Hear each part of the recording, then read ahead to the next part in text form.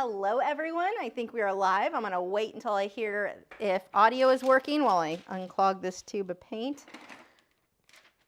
Oil painting, you're gonna need a wrench. The paints jam like crazy, and this is how I unlock them. Let's see. Waiting to hear if audio is good yet. Okay, audio is good.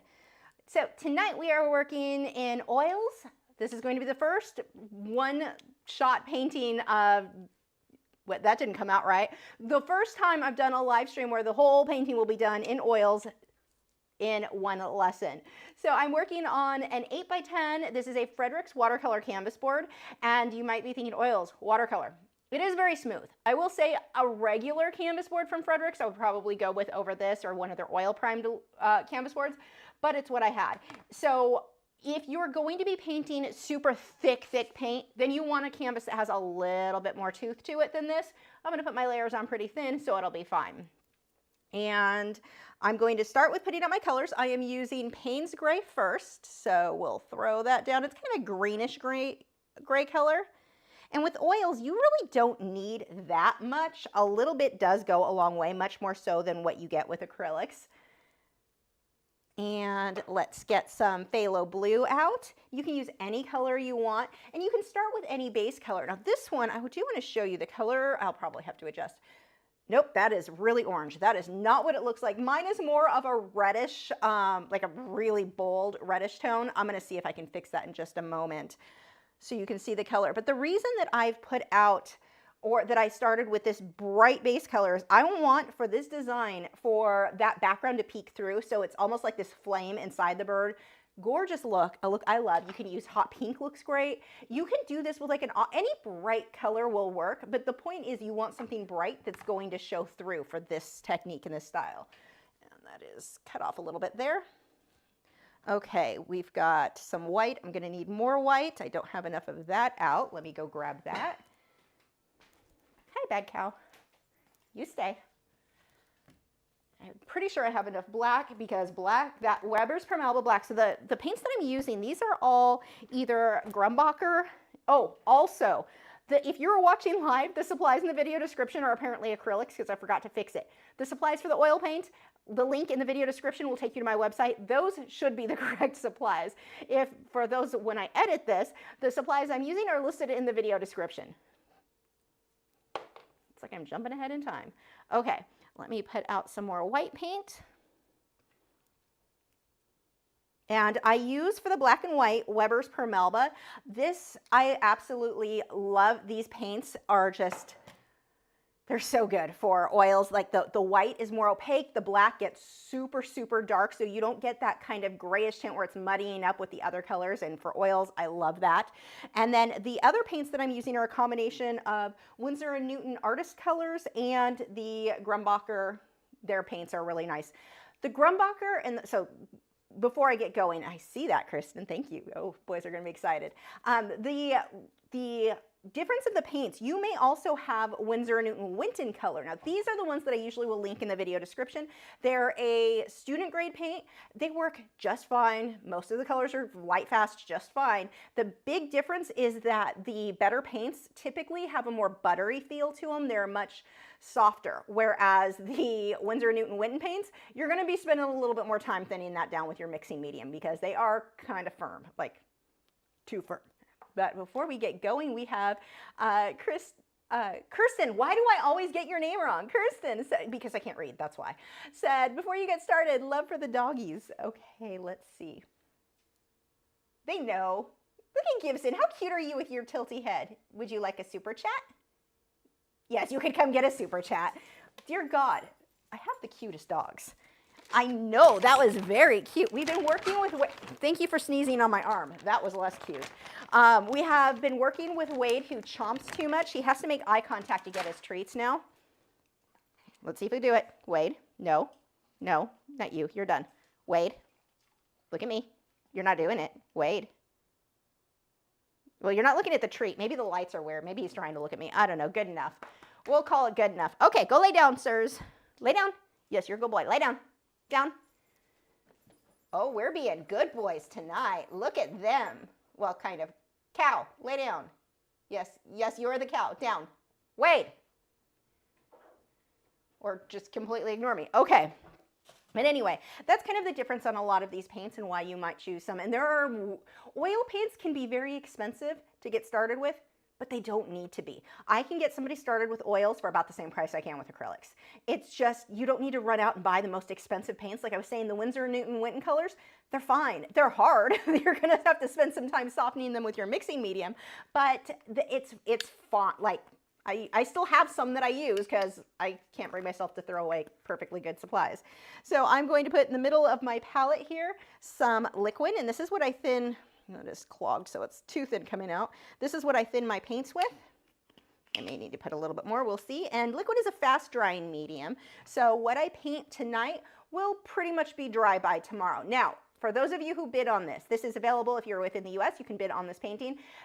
It's gonna take me at least 3 weeks to send this. Not this time because I forgot or I'm being slow, which is typical of me, but because oils take, like I really want this to be very, very dry before I smash it in between cardboard and ship it to you. Well, glassine and then cardboard.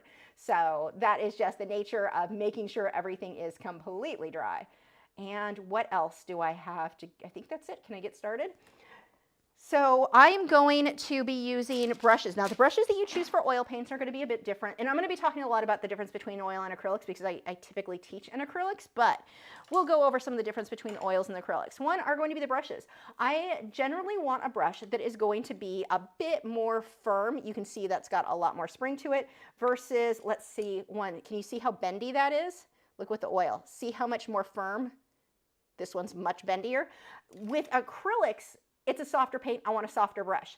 It's not that you can't use either or when it comes to acrylics or oils, but I'm typically gonna lean towards brushes that are a little bit more stiff for oils than I would for acrylics, because softer paint, harder paint. So this one is, as much as I hate generic art supplies, I love, you guys know, for oils or acrylics, I love generic paint brushes. This is a generic from Hobby Lobby. I'm not a fan of Hobby Lobby, especially their freaking acrylic paints are terrible, but I do love these brushes. So anyway, we're going to start by painting in the background. Now, this painting is supposed to be very loose in style. I'm not going to have a ton of tiny detail. I want my brush strokes to show. That is a very intentional thing for this painting. So I'm going to mix a little bit of liquid, and I'm going to start with the bottom with the Payne's Gray and just work my way up into the more blue tones. And actually, was my Payne's Gray, is this the older one? No, that's Artist Color. It's hard as a rock, but there we go.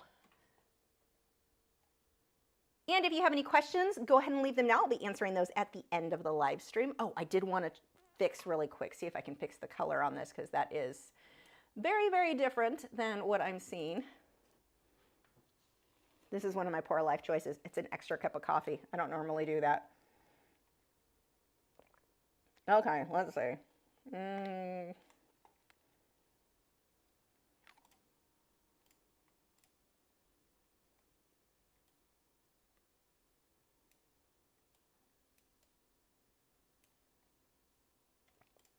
guess I should have the right thing pulled up. It really should be a more cool color. Whoa, not that cool. That's not correct.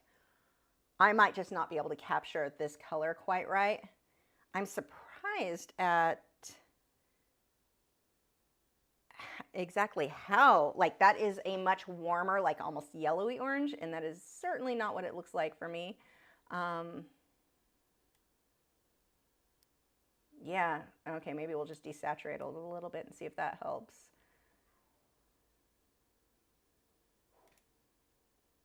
Huh, automatic actually looks a little closer. Not exact, but okay.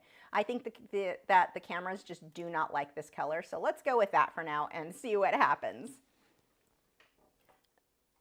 I'm gonna probably keep having to mess with this as I move it. Okay. So I've loaded up some Payne's Gray. I'm not gonna worry about the white just yet. Nope, I lied. I definitely need some white to make that more opaque. Actually, we'll just probably mix a little black, mix my own gray so that it's more opaque because that, there we go. That, okay, now the color looks too blue. I'm sorry to keep messing with this. It's just, this is not good. And it's too dark. Where's the button I need?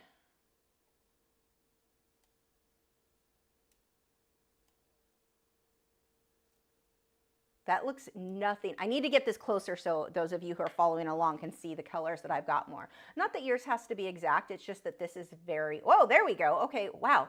Oddly enough, for the first time ever, automatic for everything. Not for that. Kind of for that. The only drawback is when I do automatic, when I move my hand, it's going to keep shifting, and I don't love that. But maybe if I just figure out what automatic looked like to make that, whoa, too bright. Too much. And it looks too blue now, so that's a hot not okay. That's weirdly having issues tonight, like worse than usual. It may change once we get, that's not really helping that much. Once I get a little bit more color on here. This is such a pretty bright orange too. That's a little bit annoying that you can't see how, I mean, we're talking, it's almost like a fluorescent. It's so bright. And what I used to get that base layer, that was done in acrylic. So I guess I should back up and give you a little bit more of that lesson. This was done, the base was acrylics. You can paint oils over acrylics, just not the opposite way. You can put an oil product over water base, which is acrylic. You cannot put the water base on top of the oil base because those two don't mix well. So my base is just acrylics, and I used primary red mixed with cadmium red medium hue, which is basically orange. So it's like this bright, in person it is bright. Okay, let's see if I can get this to look half decent then on camera. That's close. Now what I want to do is leave my brush strokes showing. I want this bit of orange you can see peeking through. Well, mine's more red than what you guys are seeing, but I want that poking through. That is very important for this style. Let your brush stroke show. Now, what you don't want to do with this style, one, we don't want to hold the brush up here. You're holding the brush back here. We're going for a loose style. You're going to get a much like more natural feel. Hold your brush back here. And if you really have a hard time trying to add too much detail to something that you're trying to leave a little bit looser, back up, stretch out your arm, and paint like this. I mean, that is like way far away, but that is going to force you to work in a more loose style if that's something that you struggle with. No little brushes, use a bigger brush, use even bigger if you need to, and just you can try to get all the detail you want, you're just not, so it forces you to be looser. So it's just a trick to loosen up your style. Now, the, what was the other thing I wanted to go over? I forget, it'll come to me. Now, I don't want to go all the way up to the bird. Normally, when I paint a background, I want to make sure that background goes all the way up, looks like it goes completely behind the bird. I want a lot of that glow, a lot of that orange. I want poking through for me. Where is his tail? This is his tail.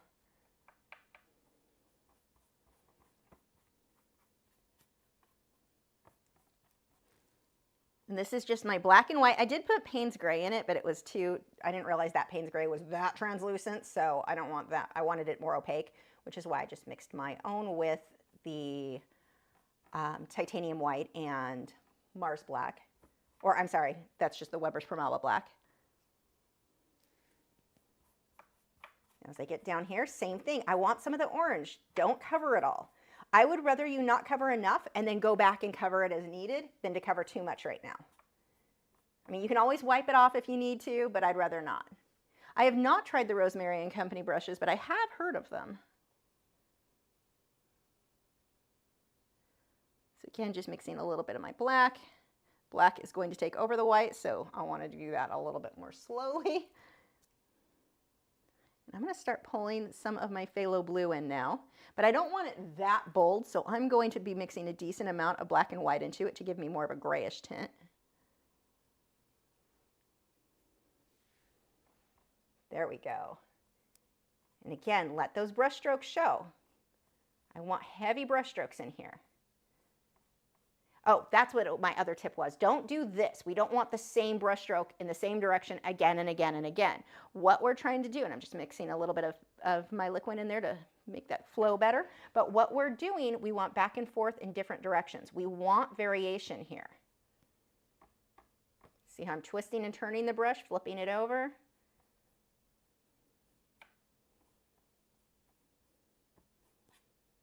Now we can layer while it's still wet as long as we give it a little bit of time to tack up a bit, because this is going to, even in tonight's painting, the paint will start to tack up just a little, meaning it's almost sticky instead of too slippery. Now I'm going to start pulling a lot more with the black towards the top.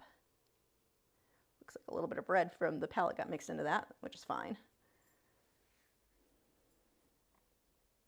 And see how I'm, again, let those brush strokes show. Don't cover all of whatever your background color was. Now, I did a sample of this. My original, the reference photo that I'm using, which can also be found on my website, that one I did as a digital painting, and I also did one version where it had an aqua color, which completely changed the look, but was also very pretty. You can go with any color you want in the background. Ideally, just make sure it's bright enough that it'll show.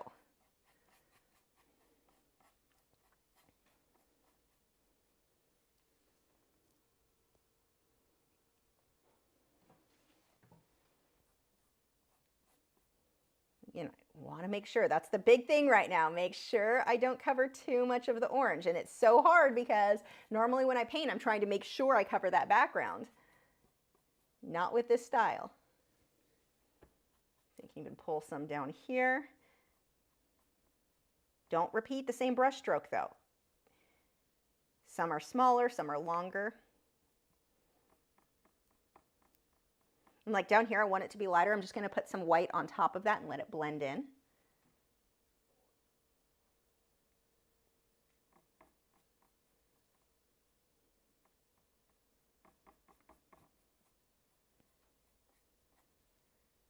Okay, I don't want to go too much darker there, so let's bring some white down here.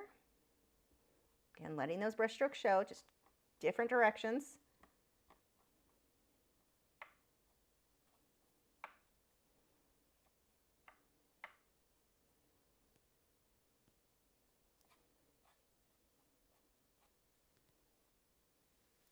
Okay, now I'm going to go ahead and start in on the branch. This is actually a very fast process.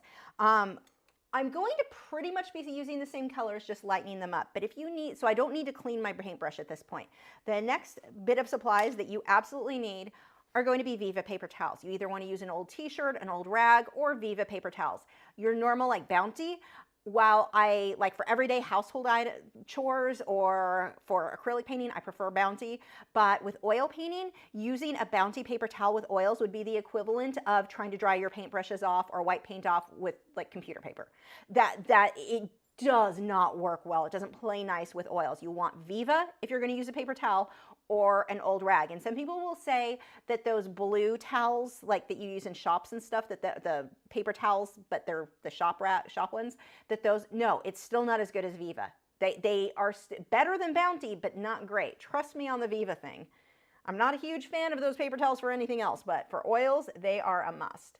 So because this is not going to be, I don't need to really change colors. I can just go ahead and start putting the branch in now with the same colors that are on the brush. Just wiping that on there. Again, I want that orange, I need that to show through for this style. Now I'm going to just lift some white, put my highlight. If you wanted to add browns or anything like that, you certainly could. For me, for this one, I'm keeping it very simple. I'm really only using black, white, and phthalo blue. Sort of Payne's gray, but sort of not, because the one I have is too translucent. We have, oh, here, actually, before I move on, we will stop for just a moment. I need to change this because this looks super blue. Maybe now that there's some color on there, I can fix it. But we also have from D-Len Creative Arts said, I've never used oil paints. Is it worth the try? I think so. I love oils. If you've used acrylics, oils will feel like you're cheating it so much easier. But the problem is, and this is where people have a hard time with oils, one, if you're used to working with acrylics and you're making a mess and you've got paint on your hands, you don't want to work with oils like that. You get paint on your hands, you want to wipe it off immediately. I want to be very careful to keep things clean because you get it on your hands and now you're going to end up with fingerprints everywhere. Your cat, your dog, everything will have fingerprints on it. You want to keep your hands very clean because that is not drying right away. The other thing is to learn when you need to stop and let it dry before you go on to your next layer. So this one, not really going to follow those rules because obviously I'm I'm doing a different style. But like if you're painting the same way that I paint with acrylics, I've got to, the times you see me use a hairdryer and let it dry with oils, I just need to let that layer dry overnight, and then the next day I can come back into it because I use a fast dry medium. I only need to wait overnight. If you are using something slower like linseed oil, you might be waiting weeks. So yeah, and also just because we got that super chat in. Without treats. Nope, sorry. These puppies are so... That is not what I meant to hit. I'm hitting all kinds of wrong buttons. What in the world? Just some light went off that wasn't supposed to go off. I'm having troubles. Sorry. You guys, did you want your super chat from Lynn? D. Lynn Creative Arts? You get, you are very calm and good for that one. That was very good. Stop poking me. You have to wait your turn.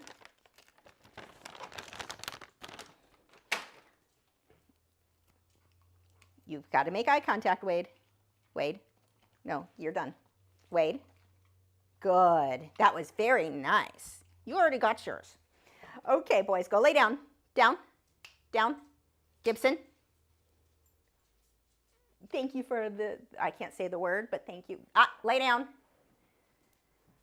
Okay, so I'm going to take this time too and see if I can correct the color a little bit now that we've got some paint on there, because that is a bit better. Saturation is too crazy.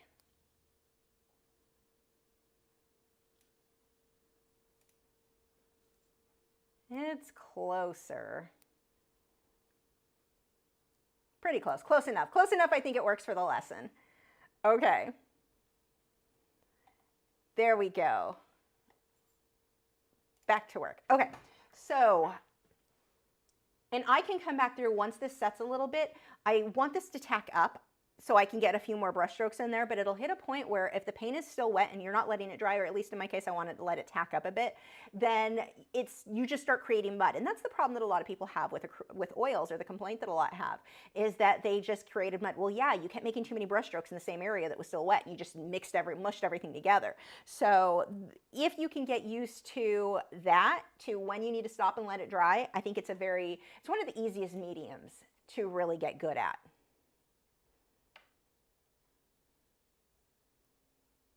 Much more so than acrylics. See how I'm leaving these rougher brush strokes as I build up that branch?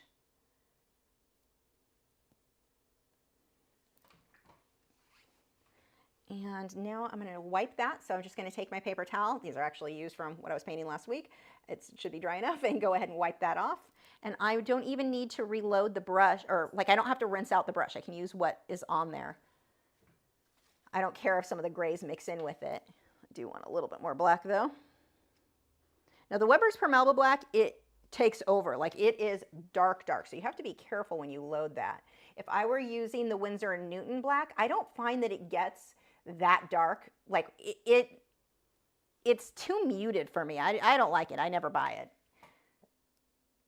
Can you use it? Like if I have a student come in with it? Yeah, absolutely. It's not one that I say I can't teach with, but it is one that if given the choice, I'm certainly going to go with the Weber's Permalba Black. It'll make your life way easier. See how dark that stays? If I was using the Winsor & Newton one, because of this mixing in with the colors already on the canvas, it's not going to be that dark.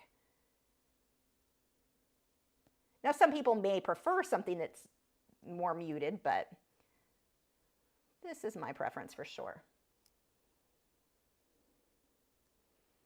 Okay. Now I'm going to switch to a smaller brush. Now this is one of the bonuses with oils. I can just set this brush to the side and leave it there, and that is not going to dry tonight. So I can be a little bit sloppier with my materials, or messier. I need, is this it? Yeah. So I'm just going to go with a slightly smaller brush now. And I'm going to start with the lighter colors because it's always easier to get the dark with the black. And let's start in with his face here. I'm just going to start with white. It's got a little bit of gray mixed in, that's fine.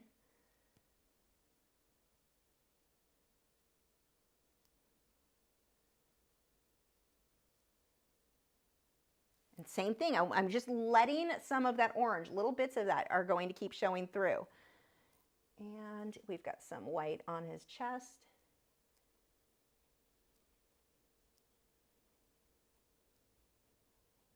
And as I move my way down, I'm going to start pulling more of the gray and blue I used in the background.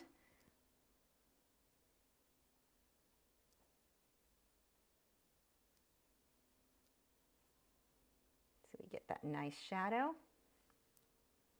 And now I'm going to go even darker with the blue and the black. I'm not going to go just straight black, although that black probably just took over it. I want a little bit more blue in there. There we go. See, again, I've got a little bit of that orange peeking through on his head.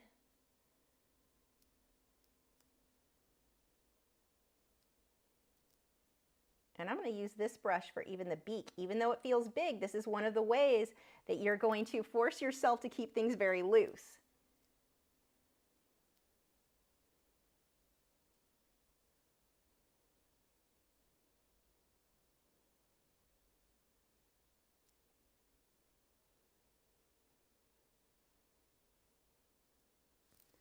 I'm pretty happy with how the oils, even with this style, are sticking to this canvas. I was a little bit worried it might be too smooth, but it's doing well. His wing.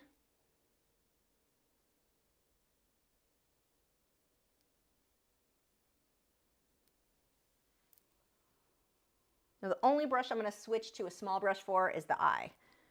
And actually I can do that right now. Do I have one over here? I should.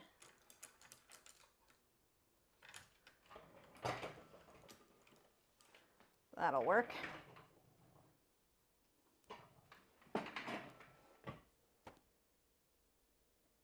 And it's not even a super tiny brush, but it'll work for this. And then I'll do the highlight.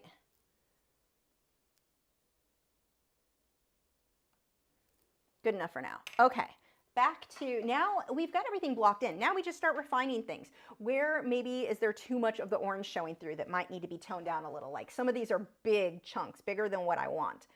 So we're going to start toning a lot of that down now that we've got it mapped out. And some of this, you don't even have to use a brush because the oils are wet. You can just take a clean brush that has no paint on it yet and just start smudging with that. Just don't overdo it. I don't have to keep adding paint. I can do a little bit of blending with the wet paint on the canvas. You know, some of these are just a bit, like I want the glow, just not that much glow. Because if I keep adding paint, it starts getting almost slippery and makes it very difficult to get paint to really stick.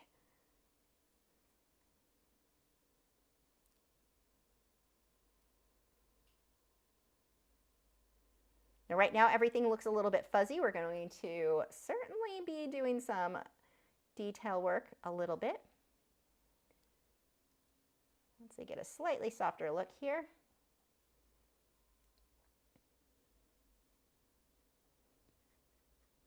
They want that orange to be a bit more subtle. Now that I'm loving.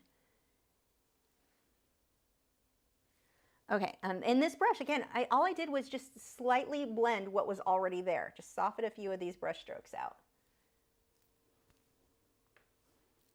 Now, back to the details. The Chickadee needs some work. So I am going to wipe the paint off that's on the brush. Again, I don't even need to thin this in paint thinner. You notice, this is another thing. A lot of artists, when they work with oils, they use paint thinner on everything. They thin the paint with it. They're constantly cleaning the brushes with it.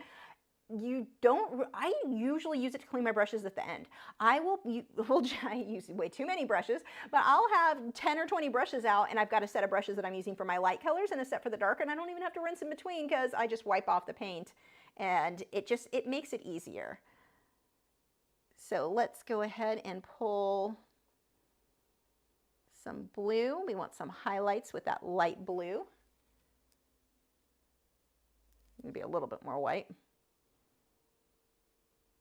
This would be, if I weren't painting on a live stream where I had, you know, a deadline on when this gets done, I would probably take a break, go walk away for a half hour, an hour, and let it set a little bit so that the paint sticks better, but it'll be fine. I just have to be a little bit more careful because of it is a little bit wet.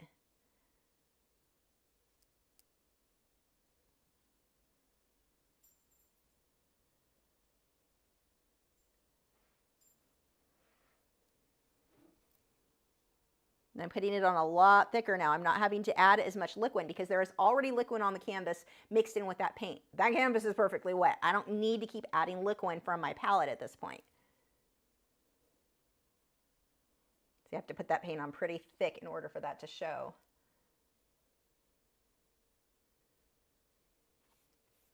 I'm going to wipe that brush off again. And this is why it's going to take me at least 3 weeks before I send this out, because this is getting pretty thick on there.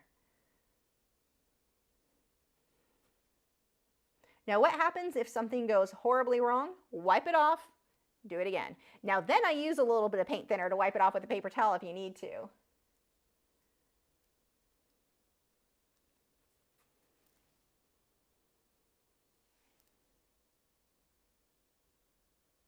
And I think this style of painting works really well too if you're interested in oil painting in a sketchbook. Now you would need to use a gesso first on the paper.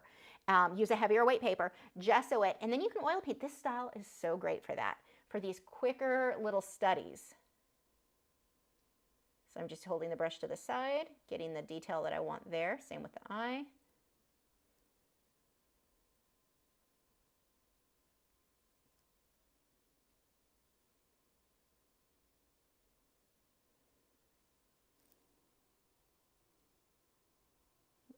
See, what do I want to work on next while this is setting? Guess we need some more of the blue on the face with a lot of white. Yes, the legs will be added.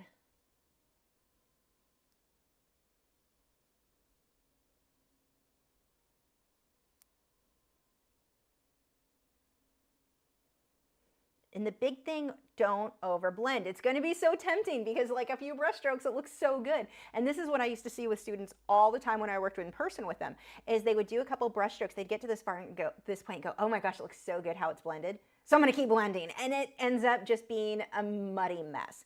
That's where that mud you hear about with oils come from. It blends so easily, but it blends so easily. So don't overdo that. See, I'm putting this on super thick at that point to make it really show up.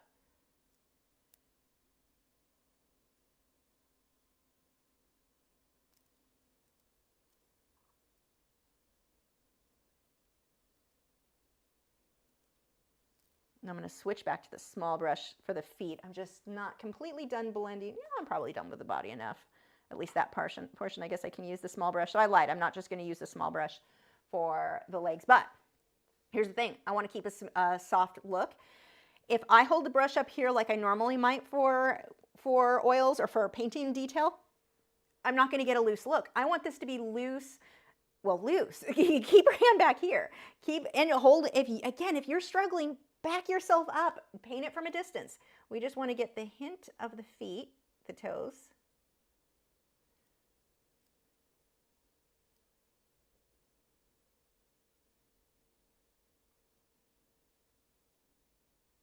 I'm going to pull a little bit of that black up in here so that blends in, and I'm going to blend that a bit more as well. I'm going to do the same thing, just the little highlights with this brush. See, again, very loose. It has to be loose. Like that is your only option when you're holding the brush back here, and especially using a bigger brush for smaller details. And now we can just sit, most of the stuff is in there. We just sit and focus on a few little areas that we want cleaner. Don't overdo this though. I would rather, again, take a break. Go walk away for an hour, come back and look at it with fresh eyes and decide if you need to add anything. I don't like where that orange is right there. We'll just tone that down a little bit.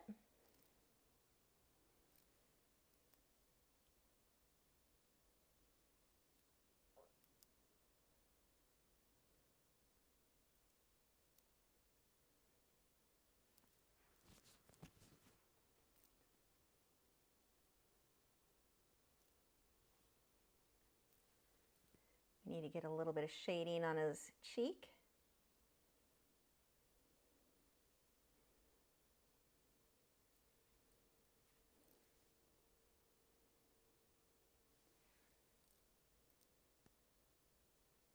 And this paint is really thick. Notice, again, I'm not going into the liquid in the center. I don't want any more liquid.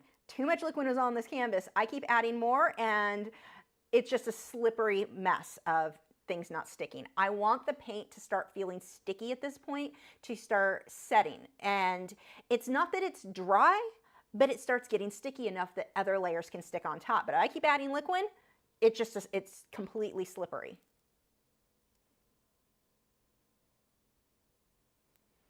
So this is just straight paint, real thick brushes here. Now, I don't always paint this way. If I am not painting wet into wet constant like this, then I'm going to just let it dry. I do thin layers, use liquid on everything, like the piece that I just finished that I posted on social media the other day, the cuttlefish and the marine painting.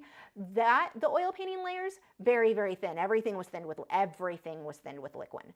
But so again, completely different style, completely different techniques. There's so many different techniques you'll use for one medium depending on the look that you're going for. It's not that, and I think people have a tendency to do this, especially younger artists, where they learn one technique and they think that now that technique needs to be applied across the board forever for everything. And that's just not how it works. It depends on the look you're going for, the style you're going for. You're going to adjust your technique completely.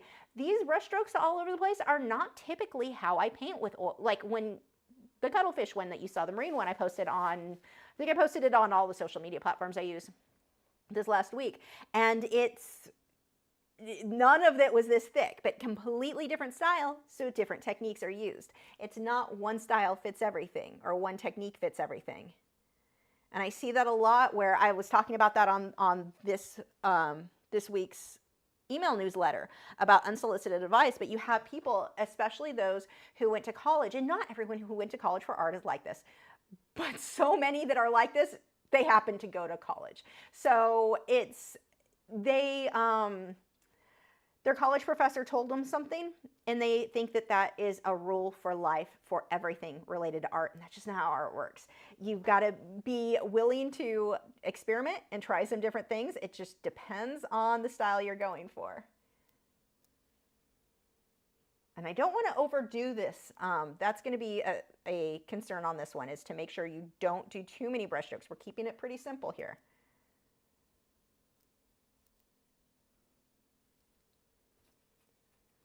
I'm going to wipe this brush off. More thick white paint.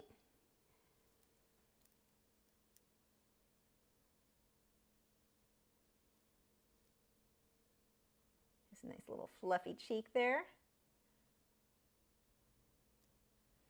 I'm going to go back with the black for his eye. Let's darken this a little bit more.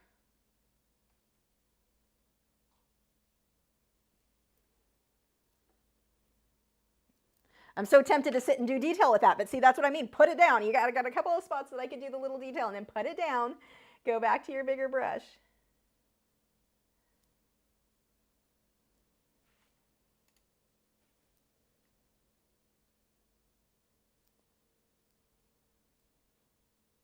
And that white will go right under his eye. There we go.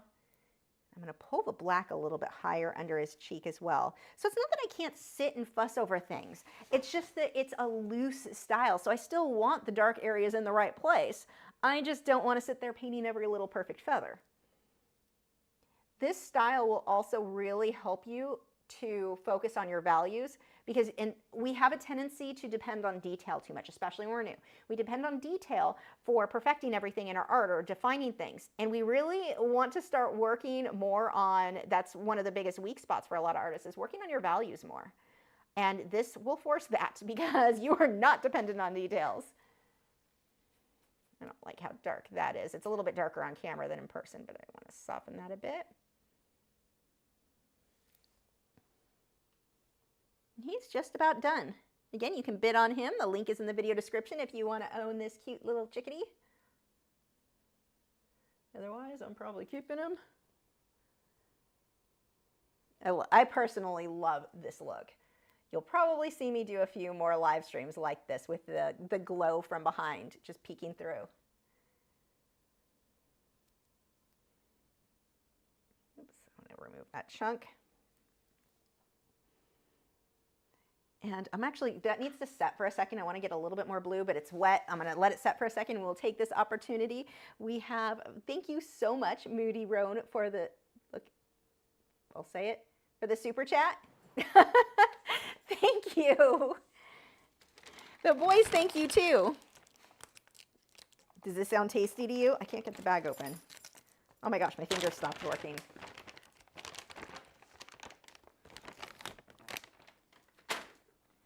Okay. No, you need to make eye contact, sir. You, not you. Wade. Gibson, enough. Wade, look at me. Good. You already ate yours. Go lay down. Lay down. Boys, down. Gibson, lay down. Lay down. Good boys. Okay, and we are almost done with this guy. I'm just pulling a little bit more blue. There we go. Make that stand out just a bit more.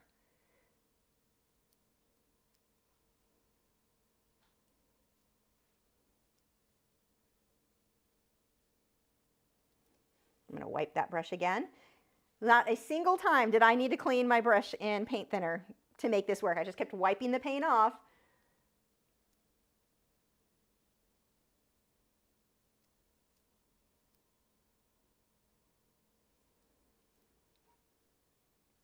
Let's see. I think that's about it. I think he's done. Now, to sign him, this paint is really wet. I'm not going to sign him tonight. I'm going to wait until it sets for tomorrow because I could probably get away with one of the bottom corners, but this is the thing. So you guys know when I sign my work with acrylics, I will typically, if I mess up, I can wipe it off and do it again. It's wet. If I wipe anything off, I have to redo that whole area. Let's just not tempt fate, but I will pull this up here. I don't know. I don't want to get paint all over my hands, although I just see one thing I know you can't see that, but just one little edge that needed to touch up. Let's see if I can manage to do this without getting it all over. Probably not. This is a bad idea. This is about as good of an idea as my, there we go. There is the finished painting. And that orange is more of a bright red. It is so pretty in person. It is really muted in this for some reason. But there is the finished Chickadee if you want to own him. The link is in the video description if you want to bid on him. And there's, I lied. One more thing. I'm just going to use this brush because it has black on it, but I'm going to hold it at a distance. I just want to darken up the bottom of the beak right there. There we go. Oh, you couldn't see. Sorry. I darkened up the beak just a little bit. Not much. Anyway, there is the finished painting. I had no idea that the orange was going to look this muted. It isn't. It looks almost dirty. Let me see if I can fix it on here so you can see better. I've been trying all night. That's not going well. The color of the paint, the blues and the grays are very accurate. Like that's too much. It's not that. It's softer. It's more like that. But the reds are just not showing. They look almost like a muted orangey brown, and it is like bold. It is beautiful. It looks like fire from within, like this glow is gorgeous, and yeah, that's as good as that's going to be. So we are done super early with the demonstration for tonight. So if you have questions, we can go over that. Yeah, it was a lot faster than I expected. What do I keep saying? No, I can't do oil painting live streams because of the dry time. Unless I do this style, then I can. So we can certainly, if you guys want to see more oil paints, now that I have a better idea of how fast I can do this style, we could do something even a little bit more elaborate. If that is a little bit, not a lot. If that is something you want, definitely let me know. The sound disappeared. Check. For everybody or just you? Because it's showing that it's working fine on my end. Let's see. Is the sound okay for everybody else? Okay, yeah, you'll refresh it. You do want more oil paintings. So let me know what style, what subjects do you want? Hold on, I've got a piece of paper. I'm gonna write it down because this was definitely fun. I need to oh, I didn't let you guys know this canvas was provided to me by Fredericks. They are already the only canvas that I use. I've had so many problems with other canvases, but they did provide me with this one, and that is an 8x10 watercolor canvas board. Okay, I have a piece of paper. I've got a colored pencil. Let me know the subjects you want. I need to write a how-to book. So the funny books, my friend Eliona Nicholson, who wrote the Colored Pencil Bible, and she is the most amazing artist. She's so good. She's the one who invented brush and pencil products. She's amazing. She wrote a book. The work that goes into it. Like, I would have to completely stop making videos for like 2 years. Like, it's not even anyone who writes a book, I have so much respect for you, whether it's just like a fiction, a tutorial type. I don't know how you do it. Fox and acrylics. Okay, I'm writing. You guys, yes, let me know the medium you want too. And I have for Patreon, I don't remember what the fox was going to be in. Who requested a fox? Someone requested a fox, and I forget, also a medium. Was acrylics one of them? Or was it colored pencil? I want to say it was one of the two, and I don't remember what it is. I don't have my notes in front of me right now for that. I should have a book. Oh, here we go. We'll keep this in my lap to write on, and I'll start answering your questions. Okay. Any kind of flower, oil, or acrylic?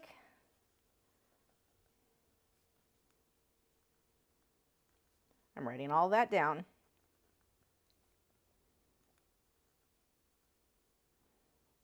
Okay, let's go ahead and start answering your questions.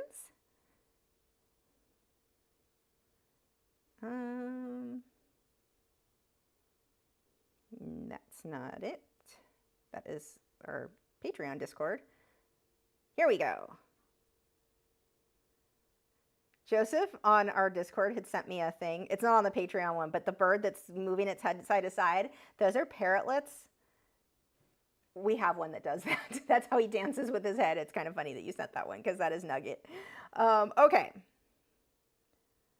Baby Panda said, not art related, but while answering questions later, can you show us a close-up of your beautiful nails? Well, actually, they are artwork. Thank you. Yeah, sure. Let's see. They are, we'll do it that way. They're cherries. The color is so much prettier in person because this camera is dulling all of the reds. It's like super vibrant red. But yeah, little cherries and leaves. Okay.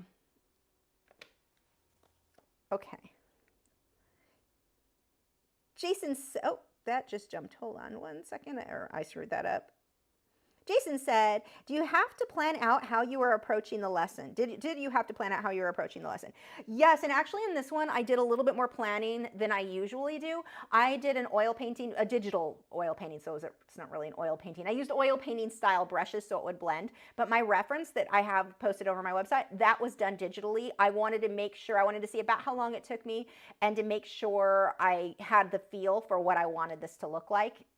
The big thing was to see how long it would take and where I wanted to start, like with the background versus the subject. So yes, I do have to plan that out, and I have to keep that in mind anyway on whatever subject that I'm going to be working in and whatever medium, because I have to try to get it done in an hour, or I have a nightmare like that bee a few weeks back. Okay. Let's see. Pharaoh said, I've never used oil. I really don't need another medium. Oh, well, I don't think I can handle the smell, though. It might be safe to watch and not run out and buy everything.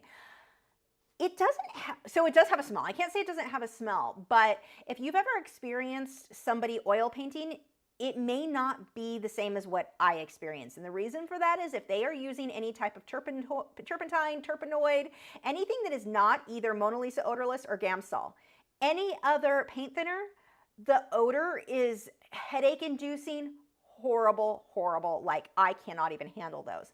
With Mona Lisa odorless or Gamsol, which is even less toxic, I don't have any issues. And I am really prone to headaches. Like, it's a serious problem for me. And this has never caused issues at all with me with headaches or whatever. Now, that said, I'm not going to bring a bird in the room. I would not trust these fumes around a bird. Birds are super, super sensitive. But that's why the painting that I did of the oil painting, it's going to go in my office, or the cuttlefish behind me that you can't see. I don't know why I keep pointing at it. But it's going to, I have to let it dry for weeks before I can put it in my office because I have a canary in there and that gets so closed off. I don't want to unalive my bird. So yeah, that is, I understand where people are concerned about it, but also If you've ever experienced and it really bothered you, there's a very good chance that that artist was using a turpentine or turpenoid. And even if somebody used that on their brushes, I had students that had come to class and they had used that in the past. And then of course in my class, I didn't allow it. You have to use Gamsol or Mona Lisa odorless. Their brushes that had months, they hadn't even opened the box in months. The brushes that had been used months ago with turpentine still stunk up the room. I mean, not only does it smell bad, it's just the headaches. It really bothered all the students in the class. It was really bad. So not all oil paint or oil painting supplies are created equally, that's for sure. The liquid smells more than the oil paints. The oil paints don't have that much odor. Generally what you're smelling is either the mixing medium, and again, liquid, it's not super strong, at least not in my opinion. I love the smell of oils when I come in here. Like I can smell that I've been oil painting, but it's not that knock you in the face like, oh my gosh, this is so bad. So if you have classes local to you that somebody is teaching, maybe go in the class and find out what they're using. If it's one of those Bob Ross oil painting classes, using their method, if they're using the Bob Ross style paint thinner, I think that one smelled fairly bad too. I don't think that was a great one. I think that was stronger than I like as well. But if you can find somebody who is using either Mona Lisa odorless or Gamsol, you will probably not be as bothered by it as other things you might have smelled with oils. Okay. Jason said, how long does it take to dry with the additive that you added to the oils? Oil paint. So when I paint like in a thin layer where everything is thinned with the liquid, overnight. Like it's dry to the touch overnight. And then I'm going to give it at least 3 days or so because I say let it be dry to the touch before you varnish a painting. So I usually give it about 3 days. A little bit longer on the one, my marine one, the cuttlefish I just posted online, because I keep fussing over the eye on the canary. Like, I don't know what's wrong with me on that one, but it's, I keep fussing over it, so that one will be a little bit more dry, but dry to the touch is enough. But like dry, really cured completely, you're talking 6 months. I mean, that can be a very long time, but this stuff will make it overnight.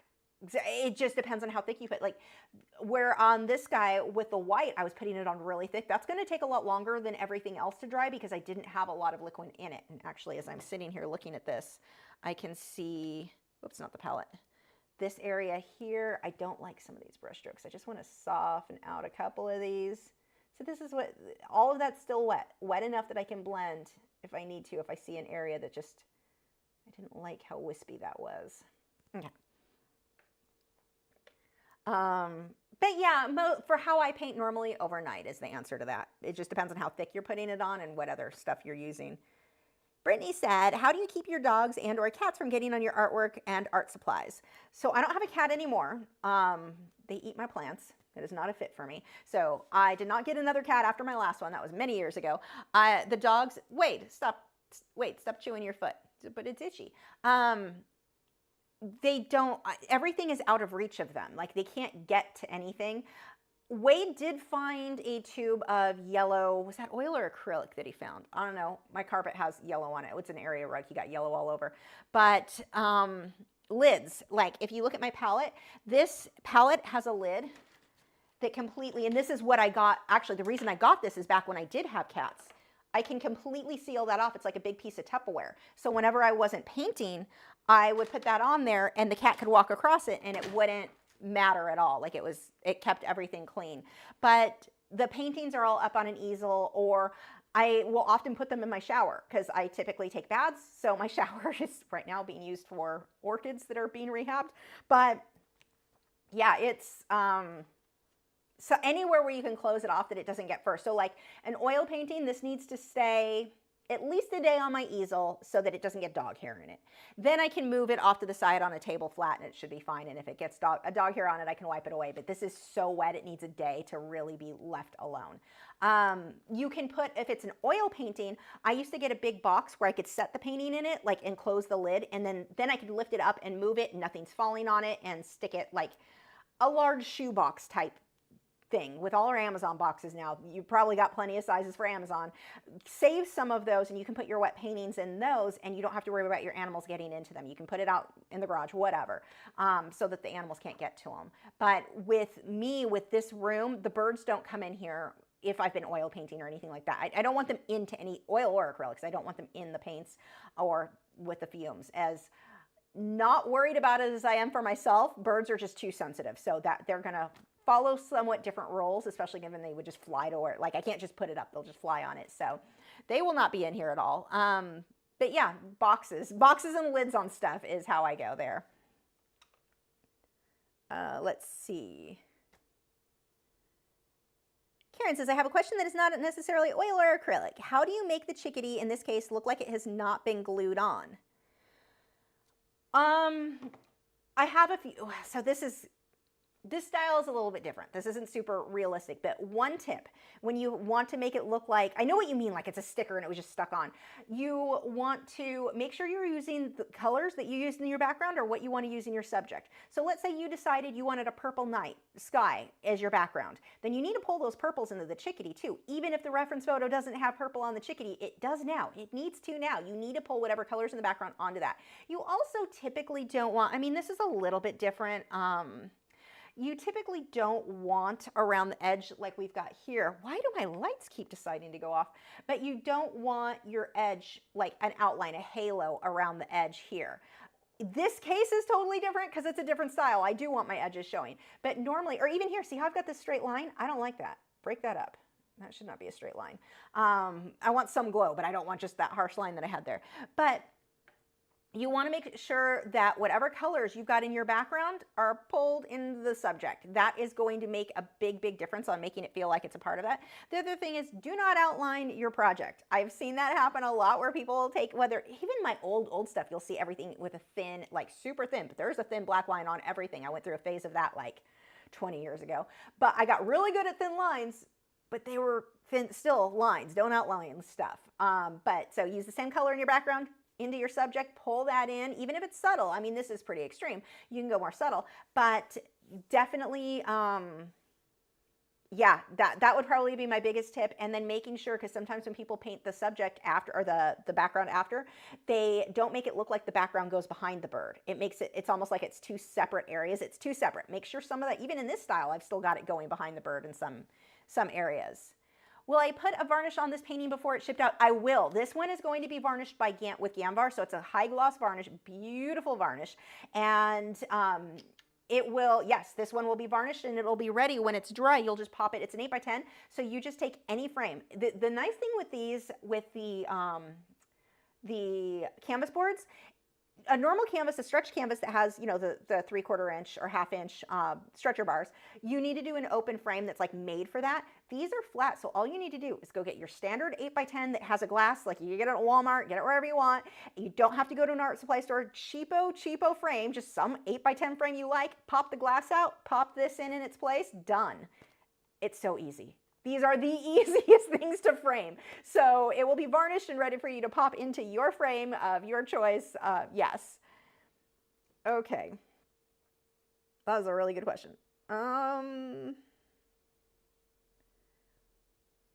Moody Roan, have you tried Rosemary and Company brushes? I use them and they're pretty great. Yeah, I've not tried them. I've heard of them. I've never tried them myself. But like I said, with oils and acrylics, I just use generics. I'm not saying I won't ever try them and love them. That I very well could. I don't know, but I'm just not that. That is one thing I am not picky on with oils or acrylics. With watercolor, absolutely, I want good brushes, but I'm not worried about it with these. I've heard good things about Rosemary and Company, though. Starving Artist Collective said, just joined Patreon at the lowest tier for this last week of August, but it does not give access to Discord. Tells me I must upgrade my membership. Am I confused? No, I probably screwed something up. Let me fix it. If I haven't fixed it for you by tomorrow, I'll post a... Is that link still good? It's probably going to expire tonight. There is a post on there about Discord. I'll make a new one because it expires every 7 days. I have to put a new one. It should have added you. I don't know why it wouldn't. I don't know if Patreon changed something because it should be for all my tiers, but I'll have to look into that. But yeah, at $4 or up, you should. I even think $1, like anything, is supposed to be on my Discord. So I don't know what's going on there. Python said, I will fix it though. Python said, should beginners paint in oils or acrylics? My sister thinks acrylics are easier and I think oils are way easier. Well, it depends.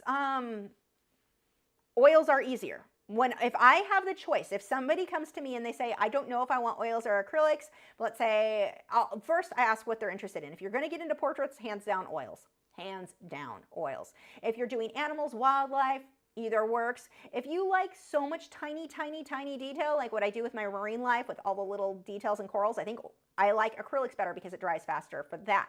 But yeah, most of the time I would say oils are easier for the majority of people and what they are interested in painting. Florals, your regular wildlife stuff, it is easy. Oils are easier, but there's a dry time that not everybody enjoys. Whereas acrylics dry so fast, that's usually what frustrates people with acrylics, is it just dries so fast. Now we've got ways around that I teach you guys all the time, or I'm showing you with the fine mist sprayer. We've got ways to work with that. But yeah, oils, I think if I have a brand new student and both of them are interested in wildlife, landscapes, anything like that, oh, hands down oils. Like, it's not even comparable. Oils are so much easier for me to teach somebody new than acrylics because of that. Dry time with acrylics can be such a challenge. And this is from somebody, acrylics are my favorite medium. Acrylics and then probably colored pencils. And I'm still going to tell you, oils are easier. But you have to learn the dry time, and that's where so many people are frustrated. They think that they can paint endless all day long from the time they get up till the time they go to bed like they did with acrylics. You can't. You've got to stop and let it dry. And if you're not doing that, you're creating mud. So what I did with oils, like let's say I'm in just I'm going to paint all the oil paintings. I'll get 3 oils going at the same time so that one can dry while I'm working on another. If I know that I want like a long painting day, I'll have several projects going at the same time, so I have a bit of an assembly line. Then the next day, I can work on this one, and while that needs to dry, scooch over onto the next one. I haven't done that in a long time, but I used to do that. Jason said, when you add different colors with the bright background, do you subtract spaces that the background color is in to bring the subject forward in the painting? I don't put that much thought into it at all. You could. I don't. I just want to make sure that I've got a few areas where that background color is peeking through. God, this looks so... it drives me crazy. I wish you could see. I don't know why. It's just not... I'm going to mess with it again. Like, the difference is in... Oh, wait. I could do automatic now because... No, I can't because you are way too bright. Oh, that's kind of cool. No, it's not. See, okay, that color right there, but it's not. This is closer. The red, that is the color of red that you're seeing. That's what mine looks like right now, but only the red. That is just, it looks weird and orange, and it doesn't look as pretty at all. I do not know why that color, like, it is hating me today.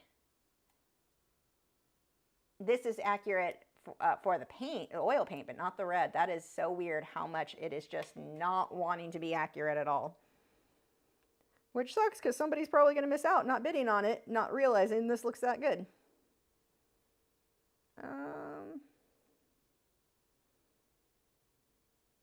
Oh, Starving Artist Collective, you know what it might be? It shows that you're a $2 patron.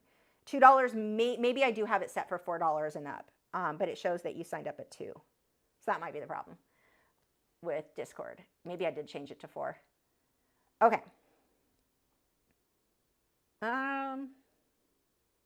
Sheena said, it's been so long since I've been here. How are you? I'm good. And Bad Cow. He's the bad cow. Chicken is chicken. Chicken got to hang out. I haven't let Chicken in my office for a while since I got Tuna because I wanted to, basically to quarantine Tuna just to make sure he didn't have anything, didn't want to infect the other birds. But he got to hang out for the first time in like 2 months in my office with me. Oh my God, that was a happy chicken. I posted on my stories last night over on Instagram with him. He was doing his bok, bok, bok, bok, bok, bok. And that is what Chicken says to bok. It sounds like weird chirp sounds, but that's Chicken's version of bok. That's what he's trying to say. It's funny. It's on my Instagram stories. Or it was last night. It might still be there. It's 2 a.m. here. Couldn't sleep. Saw your live stream and got so happy. That's awesome. Snow said, how can one avoid pressing too hard on some pastel matte paper while drawing on it, causing an indentation? Use a lighter hand. I don't know what the answer is. Like, don't push so hard. My answer is stop it. Use a light hand. Don't push so hard. That is the answer. It's just barely adding any pressure. You push hard, you get an indentation. You can use a softer lead, but a softer lead is darker and that makes it harder for you to hide later. So I like a 2H or a 4H, but I barely add any pressure to the paper. I'm sorry, I don't mean to make fun of you, but it kind of makes me laugh a little. That's like always, I don't know if you guys remember the old, it was like a Saturday Night Live type sketch. I don't know which show it was for, but the woman went in and she was trying to quit smoking or something, and the doctor, or she was anxiety or depressed or something, and his answer was, stop it. That was his cure. Yes, that is my cure for pushing too hard on the paper. Stop it. I don't know how to answer that other than don't push so hard. Cece said, can you talk a little bit about how you know when you need to step away and let the paint dry so you don't overwork it? When you start blending, like you're adding paint and it's blending, but like let's say you want a brush stroke to show. You're making it lighter and you put it in there and it just blends in with what's already there and it doesn't look lighter. You need to let it dry. If what you expected to happen when you put that brush stroke on didn't happen, you need to stop and let it dry. When it starts feeling slippery, when you're trying to add paint and it's just slipping around, it's not sticking, you need to stop and let it dry.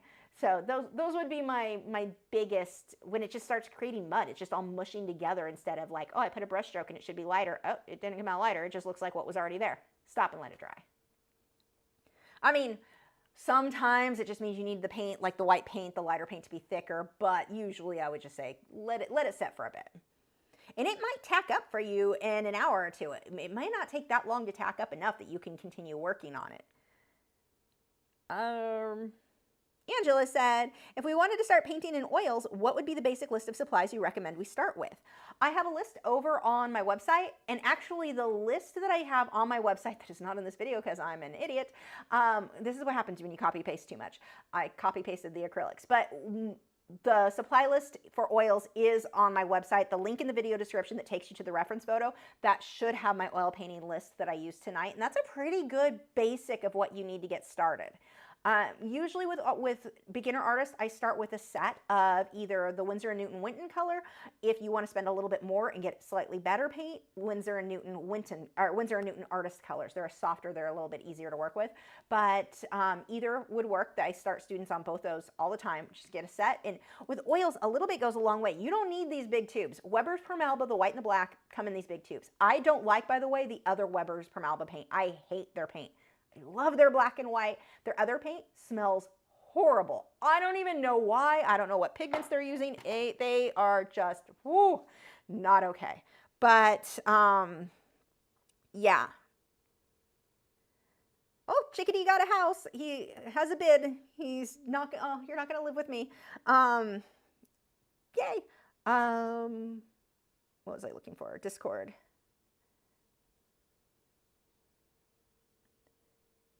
But yeah, those supplies would be there. I think I've got all of the basics on the list, the link in the description that takes you to the reference photo. Wire Art said, if you don't finish on the first day and there's liquid on your brushes, do you have to clean them? Oh, yes. No, so the end of the night, let me show you. I'm going to clean these brushes for sure. I can actually clean at least one to show you. Let me slide this out of the way. So this is my jar that I hold my oil paints in. And it's got a little wire, there you can see it, there's a wire rack in there. Now I don't have much paint, my paint thinner only comes to about here, and the bottom half is oil sludge. You can reuse this for so long, but what I do to clean it is first, I grab a piece of paper towel, but first I grab a paper towel, here we go. I'm gonna wipe that, get as much paint as I can onto my paper towel, and then that spongy thing, see how it moves down? I'm just going to rinse my brush. Now the bottom half of what's in this is sludge. When this dries out, when I've used all of the paint thinner, I will have a sludge of oil in there. I can remove this wire thing and just scrape out and just let it dry out and then toss it. The sludge at the bottom is just old oil. And then I wipe that on my brush. That's nice and clean. Now that is not the last step. I will certainly have to wash this again. I'll explain that in just a moment. But see, this one had a little bit more paint, so I just clean that, and look at how dark that is. Like there's a lot of gunk in there. So this is not my final step to cleaning the brushes, and I do this at the end of every day that I paint. The end of every painting session, I want to clean my brushes like this. So I'm going to let those dry. I have 2 more brushes that'll need to be cleaned before the night's over, but there we go. I will let those brushes dry for overnight usually, and then I use the Masters brush cleaner that I swear was the old Masters, but Joseph let me know it wasn't. But the Masters brush cleaner, that you just lather it up with, just make soapy water, and I clean my brushes with that, and that will make my brushes last so much longer. If I don't do that final step with that soapy water, it does not, my brushes just with paint thinner, never going to be clean enough. But if I were to do this right now while these brushes are still wet from the paint thinner, they don't lather up very well, so I usually wait till the next day. When I had students in class, we went ahead and used the Masters brush cleaner now, even though it didn't lather up that well. It works, but it works better, I find, if I just let it set overnight. The trick, don't forget, because what happens, I forget, this doesn't hardly bend anymore because I forgot. I'll be able to refresh it for the most part by using the Masters brush cleaner, but I forgot to do the final clean the brushes stage. So yay me.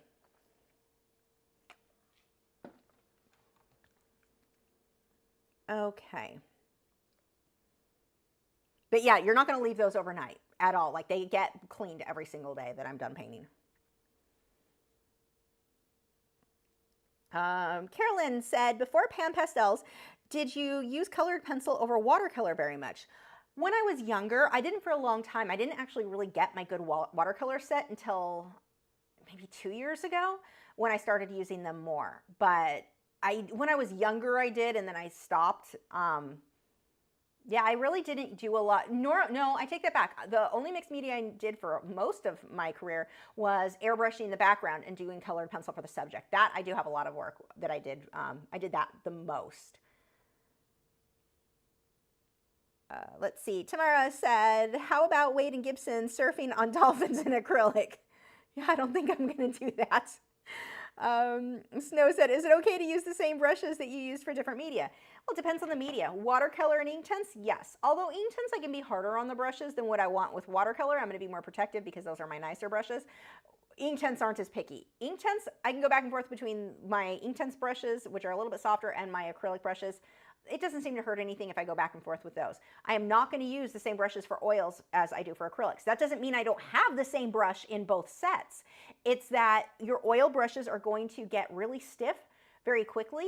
They still work even when you're cleaning them. They will start to stiffen up. They still work fine when they're stiff like that for oils, not for acrylics. With acrylics, we want the brushes to be slightly softer because the acrylic paint is a softer paint. The harder the paint, or the more firm, the more stiff the paint you're using is, the thicker, or the more stiff, I should say, the brush should be. So watercolor, really thin, really watered down. We want a super soft brush for most techniques, not everything. We're typically going to use our softest brushes for watercolor. Now we move up a little bit, we're into acrylics. It's a lot thicker than watercolor, but not nearly as thick as oils. I want something in the middle of those two. And then of course, oils being the thickest of the bunch, we want the more firm brushes. So I don't mix and match there. If I steal one of my brushes for acrylic, or from acrylics, to use on an oil painting, it is now forever an oil painting brush for me. Okay. Alice said, would this style with oil paint work for portraits? Absolutely. Yeah, it would. It's a very cool look. I've seen people do that, and it's very cool.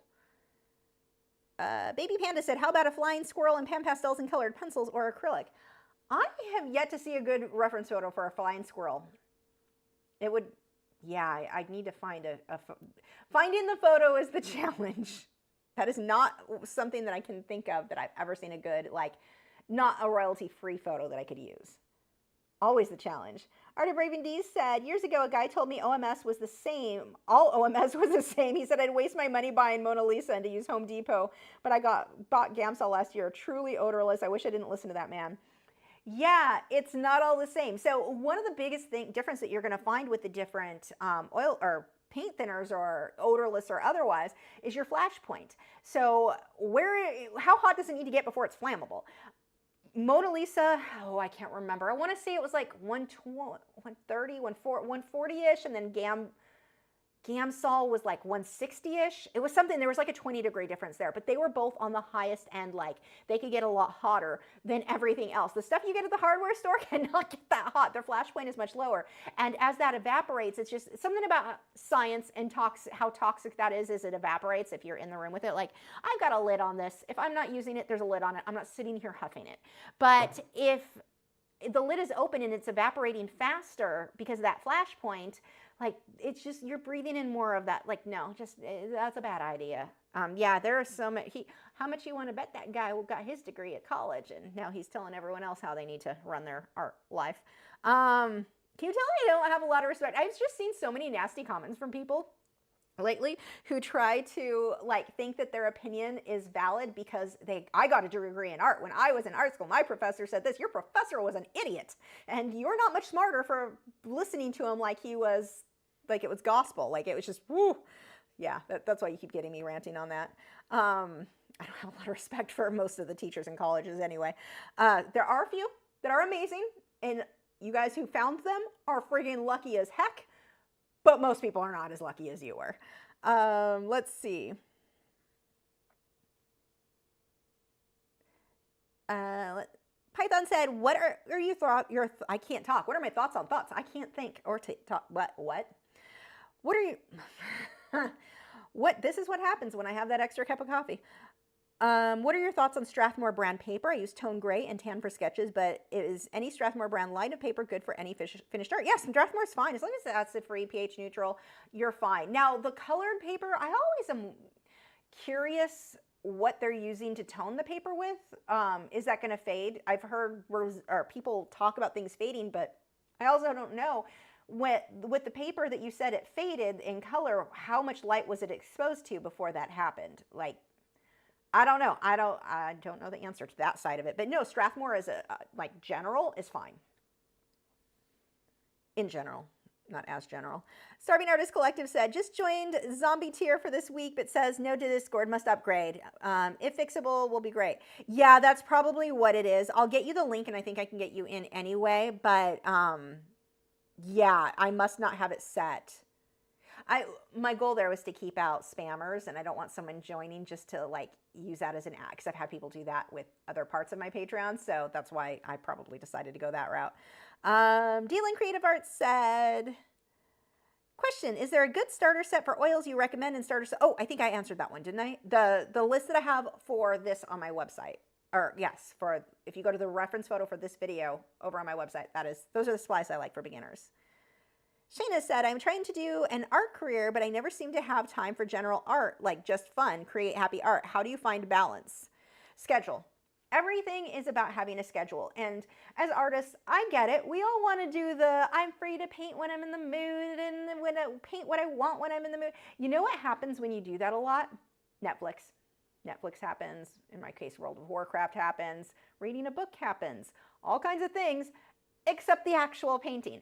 So what you want to do when you are trying to make a career, and I'm assuming you've got another job along with that right now. That's what I did. I was working full-time at an animal hospital while I was building my career, teaching and selling my own artwork. You have to have a schedule. Now, in my case, my schedule was come home, work. That was come home and paint. But like now, even now, all I do, art is my job, but also I have to get all the videos done. I have to get, the amount of work that I put into Patreon for you guys, it is kind of crazy. I work every day. I don't have a full day off at all, ever. It is rare I take time off, but I have to have a schedule because I miss something and get behind. I don't have a day to make up for the stuff I'm behind on. So a schedule for everything. So let's say you're working on something that you know is going to sell. You need to have scheduled in the time for the fun stuff that you want to do as well. And I think making time for the fun stuff is so important. One, that is how you're going to develop your style more than anything else, is painting stuff based on this is what interests you. This is what you enjoy, what you like painting, that's what pulls your style out, what you like, and you get to do that while you're having fun and sketching and doing that sort of thing. Like I'm making money off this stuff. But, not that you couldn't, but anyway, you've got to schedule that in. You have a time. I'm going to do this from 8 to 9 p.m. I'm going to paint whatever I want. Before and after, I'll work on my paid commission projects that I have to get done or website stuff or whatever. But everything has to be scheduled, and that sounds very limiting. But once you get started with it, once you get used to it, you will find so much more time because of it. It is actually very freeing to have a schedule. Yes, it is. Schedule is my answer. Have you heard of using baby oil to clean your brushes? Any thoughts? I don't see the reason for it. People can do what they want to do. This works fine for me. Mona Lisa odorless and then my brush cleaner, and it works great, and I like the results I get. I don't want greasy. Like, I'm trying to get rid of the grease. I don't know. It's not my thing. I mean, obviously some people do it and it works for them, but it's not my thing. Sheena said, I'm trying to do an art. Okay, I got that one. Python. I started with a set of Gamblin 1980, and then I've started adding Gamblin artist colors to it, one tube at a time. I can't afford Old Holland, neither can I, or Michael Harding, so I use Gamblin. Right there with you. I just can't justify the cost, like Old Holland and some of those. I've used them, they're nice. But the other thing with Old Holland, I have to use so much paint to get the same saturation, to get the same look that I do with Gamblin or Winsor & Newton artist color. Like, I feel like I'm just going through it. It's too buttery. It's too much like acrylics almost in how soft it is. And I'm not saying it's not good. I'm saying I don't know that it's worth it. For me, the value is just not there. Not for how I paint. I just cannot justify. I don't see why, other than, I mean, it's kind of like designer purses for me.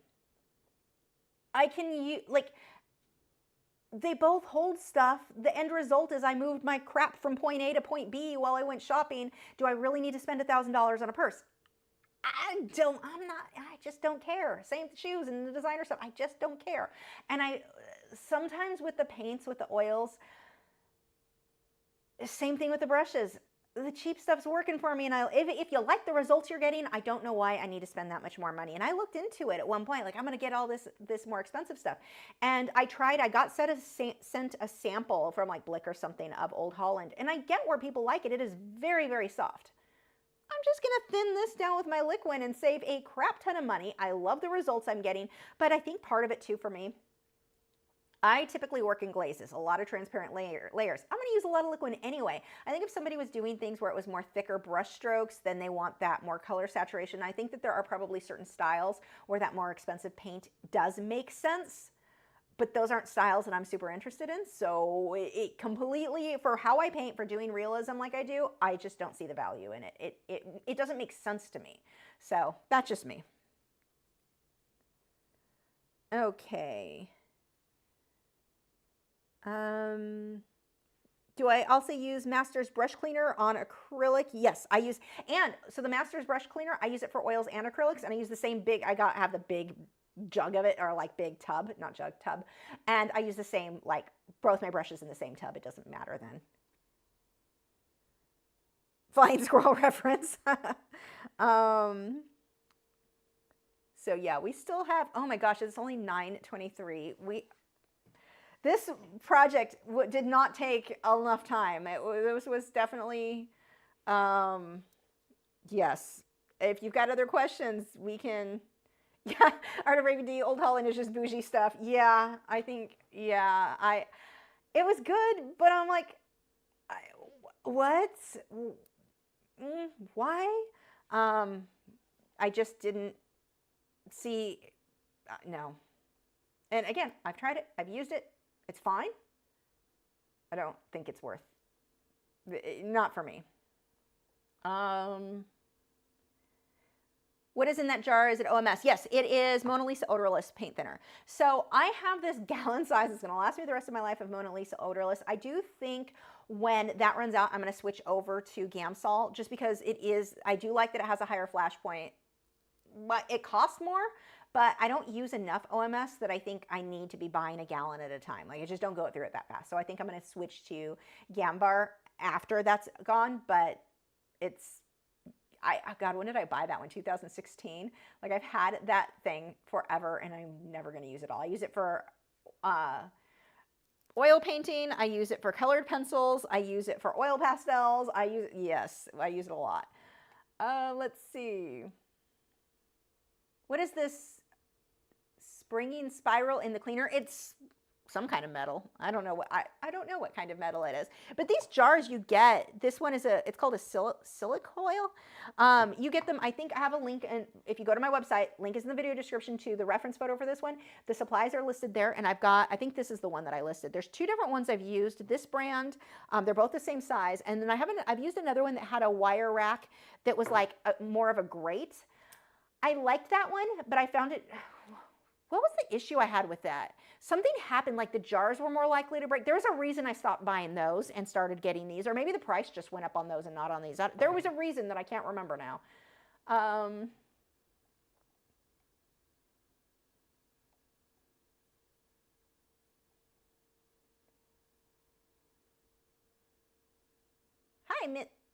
Mithri BG. I am not saying that right.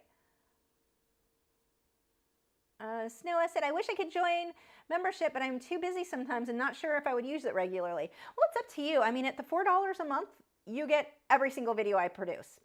All of the lessons I have produced, over 300, and all the new ones. So it's not like, I've had people ask me to sell just the, like, can you just sell a one-off lesson? Like, I like this butterfly, I want to paint that. Can you just sell me that? Yeah, for $30. Or you can pay $4 and watch all of them. Which one makes more sense? Like, if I sell an individual course, you're talking about a $30 class. Minimum, depending on how long that is, because some of mine are way longer than that. So I don't really see the value. Like, you can cancel anytime you want. I don't see the value in offering I feel shady. Like, it feels like I'm stealing from you if I offer a one-off class for $30 when you could just pay $4 and get everything. Although the prices for Patreon are going up at the end of September. So right before October 1st, prices are going to go up by $2 per tier is the plan. So that'll be the first time since 2014 that I have raised my prices, but inflation is killer and I need to be able to pay my bills or I don't have power and can't make live streams or videos. So that's an issue. Or feed the hounds. But they like food. Look how hungry they look. So yeah, that is coming. The prices are going up. So if you are considering signing up, again, $4 a month. And if you sign up now, you get to lock in the current, I'm calling them my legacy prices, like the current prices, that stays the same. Anyone who signs up after October 1st or at the end of September, whenever I get all that set up, then you'll be locked in at whatever the new prices are. You wouldn't be able to go back to the older prices. So that's kind of the thing for that. Like, even if you don't use it for a month, it was $4 and you had access to that and our Discord server, which is great because you get to chat with all the other artists. So that part's optional. You don't have to, but yeah, it's $4. So it's like, even if you don't use it, it's $4. It's less than Starbucks. And you have access to it if you want it versus $30 for one class. So you can see a bit of a difference in the value there. And I've had people, like Patreon has a thing, and I've had some other services want to do where you allow people to buy a one-off class. And I'm like, that feels like the shadiest thing in the world to me. Even if you wanted it for $30, I'm like, it just feels dirty. I can't do it. I can't do it. Let's see. Whoops, that just jumped really far. Oh, I forgot I have my decaf tea. That's what I need to switch to now. Okay. Have I tried open acrylics? No, I don't think I'd like them, but I also didn't think I'd like a lot of things that I ended up loving. So I probably should try them, but I like acrylics myself. Like, that's a medium I have completely mastered as it is. I have no need for open acrylics. Like, I just don't see the benefit in that for myself. So I probably should do some videos on them, but I don't think they're going to be my thing. Well, like I said, there were other things I thought were going to be my thing, and I loved them. So have I ever checked out the cost of Henry Rocher pastels? I have not, because I don't like pastels. Are they bad? I mean, I like the look of pastels. I don't like working with them, except for pan pastels. Here's a question. What are your favorite subjects to paint, or does it vary with your mood? It varies. Marine life is probably my favorite. I love flamingos. Animals in general, birds. I just love animals. Every once in a while, I like to paint people, but I don't like people as much as animals, so I like to paint animals more. Yeah, surreal stuff. I love surreal stuff, but it seems like half the time when I paint surreal stuff, someone on Patreon is going to complain, I don't want surreal stuff, I only want animals. So you can't make everyone happy, I get that, but I also need to pay my bills, so I've got to paint stuff you guys want. But yeah, surreal stuff, marine stuff, those are probably my favorites, and flamingos. Surreal flamingos. Okay, I got that one. Numerous art questions, current books, movies, theaters, streaming. I'm listening to, is it the Guild Codex? It's Annette Marie. So Annette Marie, one of my favorite authors. Like, her books aren't like deep thinking books. They're fiction, magic, all that stuff, fantasy stuff, which I love. But it's It's all more your urban fantasy, I guess, or like kind of more not futuristic's not the right word, kind of. But I love her books, except for she had one that was what were they called? I hated it. She had one series I hated, but her stuff, Steel and Stone, was amazing. I think I'm still listening to those next. I haven't listened to those books in a while. But I just finished, I'm on the last one again of the, should she call them the Guild Codex? Hold on, I'll tell you.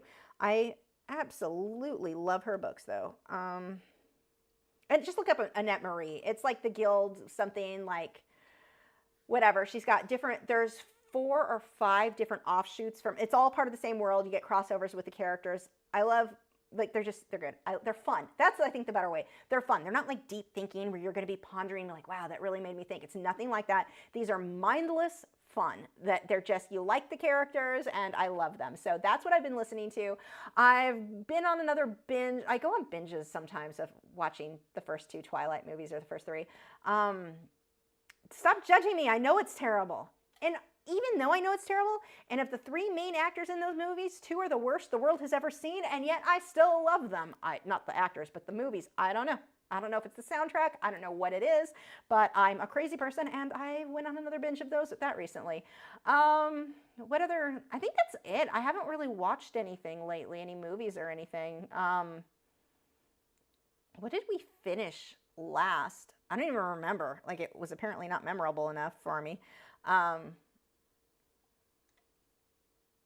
Oh, it's like on the tip of my brain. What was it we just watched? It was something. I don't think I liked it that much. No, I didn't. Oh, what was that? It was supposed to be like a tech thing. Maybe it was Netflix or one of those, but it was kind of a techie thing. It had the guy from Parks and Rec. I don't remember his name. He was the main boss guy in Parks and Rec. I can't remember now. Ron Swanson. He was one of the main actors in this, but it was kind of a futuristic thing. It was just, there were too many holes in it. It was dumb. It was just dumb. It was supposed to be kind of like the Facebook type thing, but it was dumb. There were too many holes for me to deal with it. So we watched that, and that was it for recent. Let's see. Do I have any advice for people with attention issues? I sit at my easel for 4 hours, but I think I get 1 hour of painting done. I can't get into a flow, but I love painting. Set a deadline. Set a goal. So when I sit down, and I'm not really in the mood, and trust me, I don't care how much you love painting. You're not always going to want to paint. But if you want to be a professional, you want to get stuff done, you're going to sit down and do it. Well, you just have to do it. That's kind of the thing. Like, people who, any hobby, anything that you do, sometimes you're just not in the mood, but you know it's what you need to do. You need to get up and go do that thing. So the gym's a great example of that. But, says the person who never goes to the gym. I don't even have a membership. But anyway, moving on. You have to give yourself a goal. So let's say I was working on the cuttlefish painting that I just did. I wish I had it up here so I could keep showing you guys what I keep talking about. But the cuttlefish painting, I knew looking at that, it took me so long to even get started on the cuttlefish because it was one of those things I'm like, this is going to take forever. I knew it was going to take forever. And you sit down, you don't. That's actually when I did my Twilight. I just spit. Classy, Lisa. Aren't you glad I told you? It's when I went on my Twilight binge. I put my phone over here with the show, and I painted over here and just lost myself in the movie playing, well, listening, because I've seen it a million times. And I think that's helpful if you are painting, if you're going to put a show on, put something on you've seen a million times, but you just love, so you can kind of listen to it more than watch it, so you can watch your actual painting or pay attention to that. But let's say with the cuttlefish, they were so detailed. So I told myself, I can't move. I can't get up and get more tea. I can't get up and for any reason till the head of that cuttlefish is done. I give myself these little mini assignments, like mini deadlines. I need to get this done, and then I get this reward. I need to get this part done, and then I need to do this. I need to get this part done before I can go to bed. So if I want to sit here and zone out, fine, but I'm not going to bed till pretty dang late because I already convinced myself I am getting this amount of stuff done first before I'm allowed to do this next activity. It's like this reward thing, but you've got to do, this has to be done first. So when you start that zoning out, for me, audiobooks are my big thing. I usually am audiobooks, but occasionally I'll put a movie on that I've seen a million times. Twilight's pretty much my go-to. Sorry, itchy nose. But yeah, that would be my thing is I set little mini goals for myself and make myself stick to them. And I do that with everything, anything around the house. Cleaning. I'll start, Fridays are cleaning day. And I just don't want to. It takes me maybe 2 hours to clean my whole house, like everything that my side, like Matt does the back house, back into the house, so like his bathroom, his bedroom, the chicken room, the hallway. I do the other half of the house is mine. So kitchen, my bathroom, studio, dusting the rest of the house, and my office. So that doesn't count like cleaning. Well, it does count cleaning Tuna's cage. No one cares, Lisa. Move along. So point is, I have these chores that I have to do every Friday, and I hate them. I don't want to do them. But I'll tell myself, okay, you at least just get the kitchen done before you can have coffee. It doesn't even take that long to clean the kitchen because I clean throughout the week. I never let my house get that dirty except for the studio. But like I'm cleaning constantly. So, but I'm talking wiping down the counters, scrubbing out the sinks, mopping, all of that. I have to get that done before I allow myself to have the coffee. I really want that coffee, but I'm going to play these little games with myself, and trust me, they work. And then I'll do the whole, it'll always hit me around 11 in the morning where I'm like, I'm tired, I just want to go get a nap, take a nap. Nope, you got to clean the bathroom, scrub out the bathtub, scrub everything down, and then you're allowed to do the next thing. And usually what happens is once I get to that stage, it's like, okay, well, I may as well finish dusting. I may as well, and I'll get everything done before I feel like I really need to go take my nap. But you set these little mini goals for yourself. You can have this reward. I can have my coffee, but I have to do this first. And I do the same thing with paintings. When I'm not motivated for something, okay, there's something that I really want. I need to get this much done before I'm allowed to go do this other thing. And that has been very successful for me. Okay.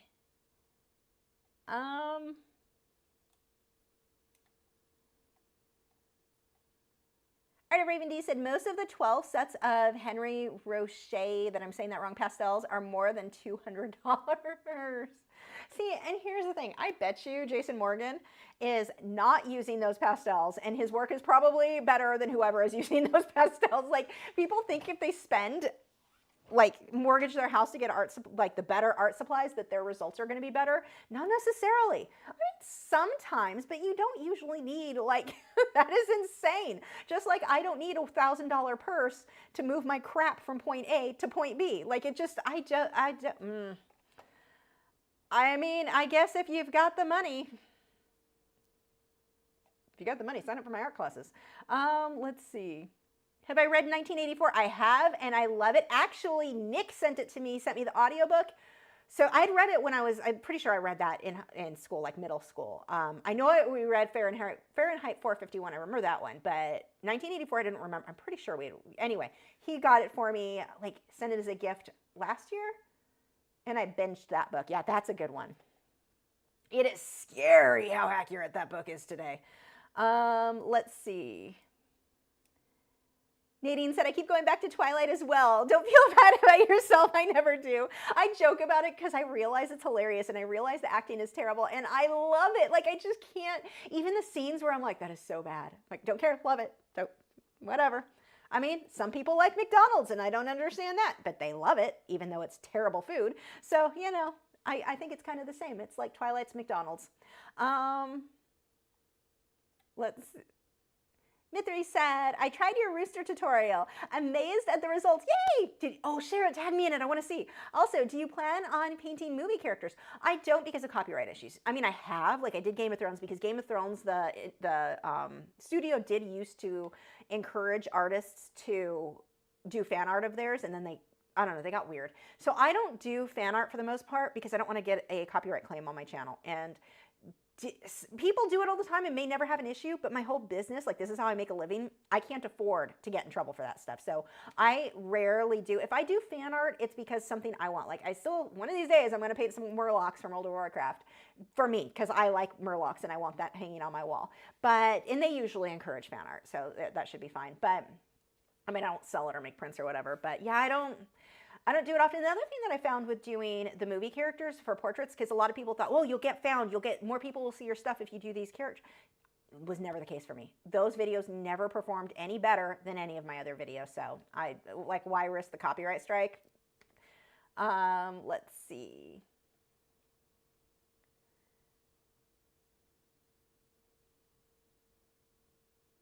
There was an author, Joanne Fluke something. Her books were absolutely trash. I've never heard of her. Sorry, Artist Collective. Oh no, not Twilight again, Lisa. You haven't mentioned them in a while. I thought you were cured. I will never be cured. Never. Actually, I just started reading, was it Midnight Suns, Edward's point of view. And the funny thing about those books, I realize how, like, even the characters are just so flat. I don't know why I like it. Like, I don't know. I can't tell you. I recognize, even in the books where it's bad, like, Bella has no personality. There's no reason for anyone to like this girl. She's not good at anything. She didn't work to be good at anything other than, oh, I'm a good kid. I follow directions. Like, she doesn't have anything she likes for herself other than she's obsessed over some boy.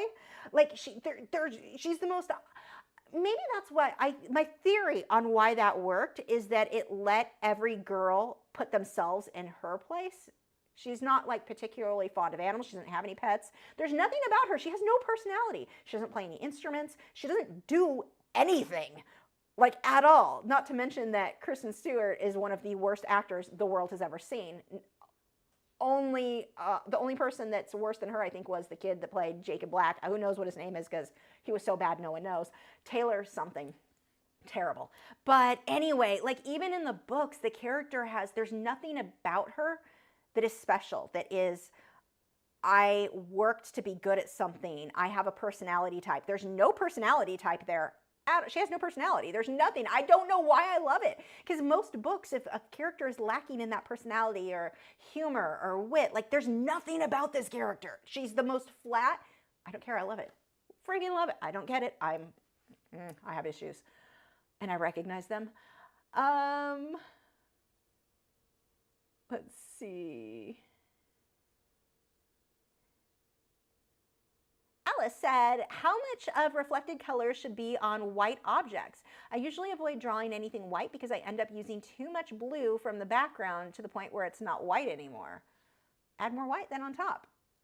It depends on what it is. How far away is it? Like, there's no way to answer that because it depends on so many factors. But if this is something that you're really having a hard time with, what I recommend doing is, what video did I show this on recently? The Firefly video, the tutorial, not the live stream, but the actual, like, from the live stream, but the tutorial that recently went up, the edited version. That one, I showed how I use Photoshop and the dropper tool to check my colors. And you can do that too. You can check if you've got a reference photo and you're like, is this really blue or is this more white? Check it and look on Photoshop or whatever photo editor app. You can do the eyedropper tool and it'll show you exactly where on the color wheel that falls, how close to white versus how dark, how color saturated, how gray. It'll show you that, and this can really help you to learn to get your colors more accurate because it depends on so much stuff. It depends on how dark is it, how far away is it, because it's going to be darker as you move further back. You're going to get brighter whites as you get closer to the viewer in most cases. White is generally saved for your brightest highlights. There's too many factors, but that eyedropper tool is a lifesaver in helping you to learn what colors you're seeing, like what is in that photo versus what your brain thinks it is when you go to the canvas. I think that's really helpful. Let's see. Have you ever given lessons using Conte? No, I'm not a fan. That's not a medium I like. I don't get it. Starving Artist Collective said, Terminator movies. I have not watched those in a long time. They never got super, I was never super into them. Like, I liked them enough, but I never got super into those.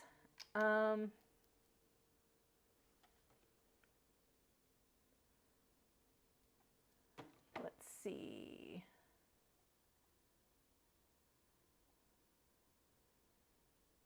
Joseph said, self-imposed reward systems don't work for me. My brain will keep making the amount of work less and the reward bigger. Oh my gosh. Lydia says, I listen to the Outlander books or TV series while drawing or editing my photos for my diploma of photography. Nice.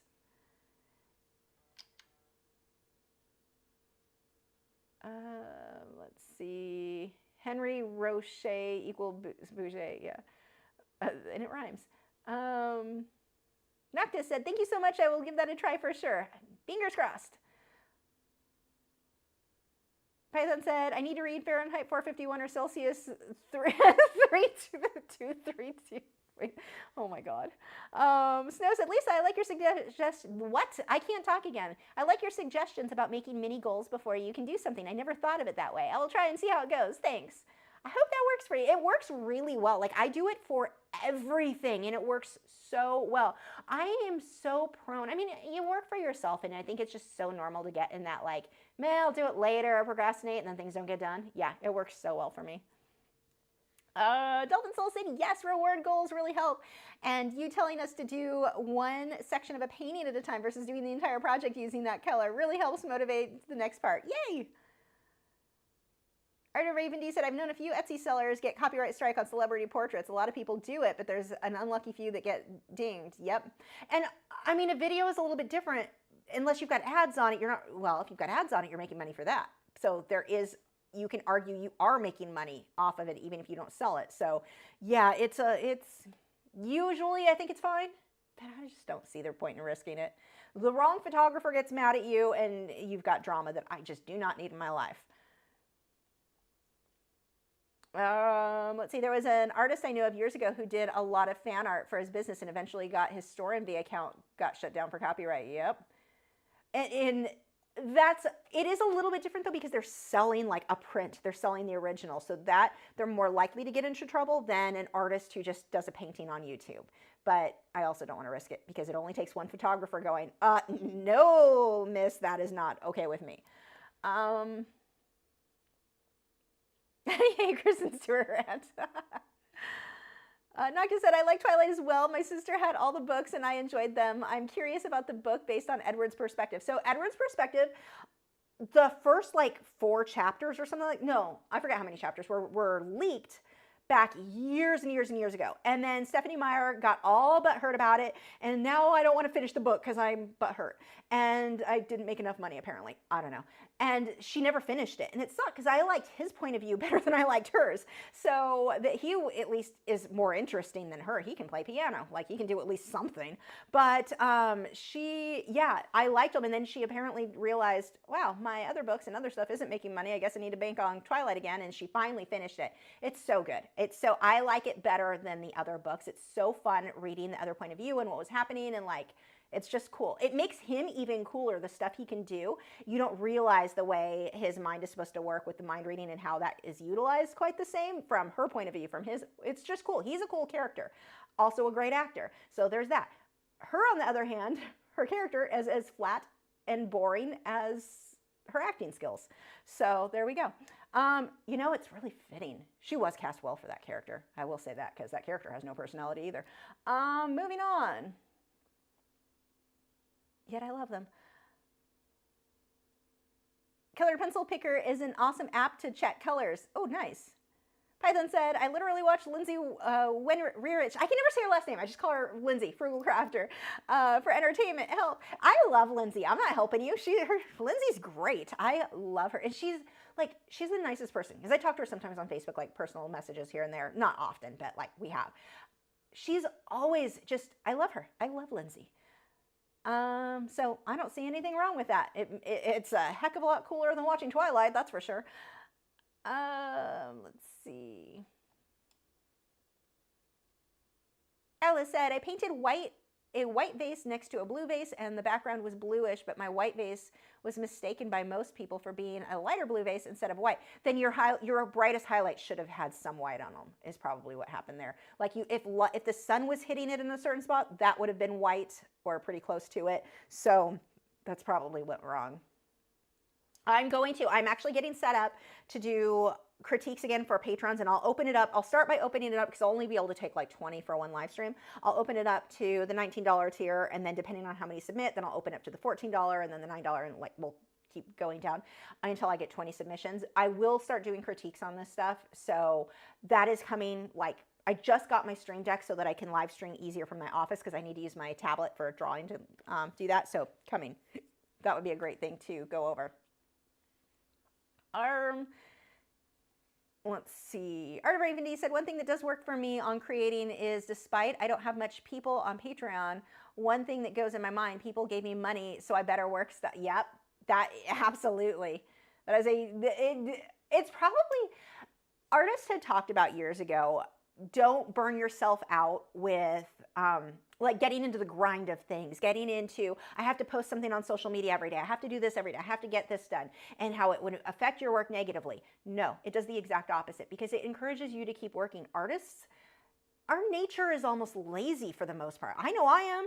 I would rather read a book. That is my favorite thing to do in the world, is just to sit down, watch my fish tank while I read. Like, fish, read, fish, read. That is my happy place. So yeah, I'm lazy. I mean, if given the option. But I've got, because of Patreon, I have a deadline. I have to get those videos up for you guys. You paid me. You need your lessons. And they better be good. That's the other thing. I feel more pressure for them to be good. Just like the live stream, the paintings. When I'm live streaming, as soon as I get a bid, that now needs to be even better than it was going to be. I need to put that much more into making sure it's perfect. Also, I love this guy. I have to show you again. The bidding is almost done. Speaking of, I'm trying to just touch the edges.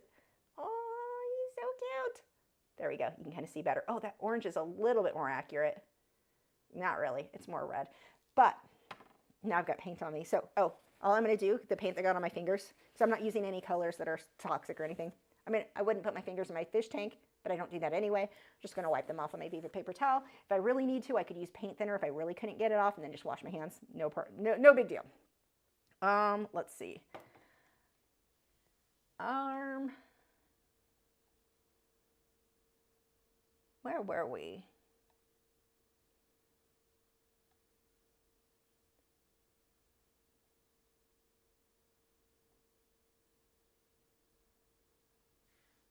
Mithri is also obsessed with Lindsay's videos, right there with you. Like, I don't watch a lot of other artists' stuff. Like, not because I don't like it, I just don't. Lindsay, I can just listen to her talk, I think, because she also talks fast. I can listen to her talks. I haven't lately. I need to watch some of her blogs, her Saturday chats. I love them. I just like, she's just fun. I like her. Let's see. Python said, I've seen art YouTubers who used to do tutorials do more entertainment content for kids. Thoughts?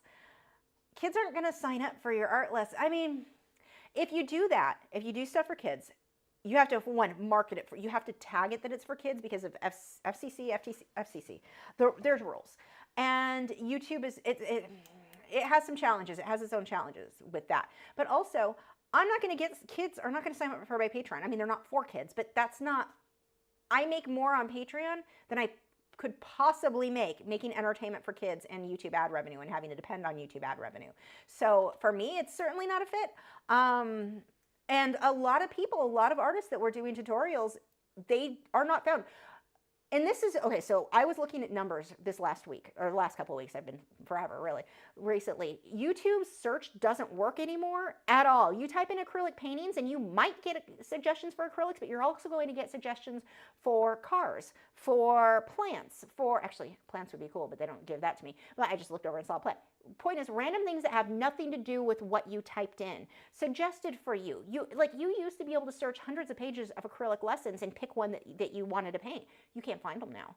They're so difficult to find what you're looking for, and people don't even realize it's happening, which is even more frustrating because they don't realize they should be complaining about it. So frustrating, the amount of, like, it's very hard to be found. So you have YouTubers who used to get anywhere between 500,000 to 1 million views per video. They now, it's been several years, but now for the same exact type of content, they are getting less than 50,000. This is a YouTuber with 8 million followers. Like, it is very hard to get followers or get views now. So trying to get YouTube ad revenue, or in my case, if people aren't finding me on YouTube, they don't find me on Patreon. Also, quick plug, please share my content, like my lessons and stuff. You can share them on Facebook, on Twitter, on wherever, X, I'm not calling it that. Wherever you can share it, that will really help me, because YouTube's not doing that anymore for any of us. And that's the case for all of us artists. It is very hard to get our stuff found. But yeah, it is, I see why some artists are going the entertainment route, because it is easier to get viewers when you're doing entertainment than if you're doing just a straight lesson. That is just the nature of it, but I don't think that's not a direction I want to move, because kids aren't going to sign up for Patreon, and Patreon is really what my goal is to teach more lessons. So the longer lessons. Anyway. Lavina said, I just got pan pastels for the first time. I've never used chalk pastels, but I played around with oil and water-soluble pastels. Are pan pastels kind of a substitute for chalk in using them without? I'm not sure what you're asking.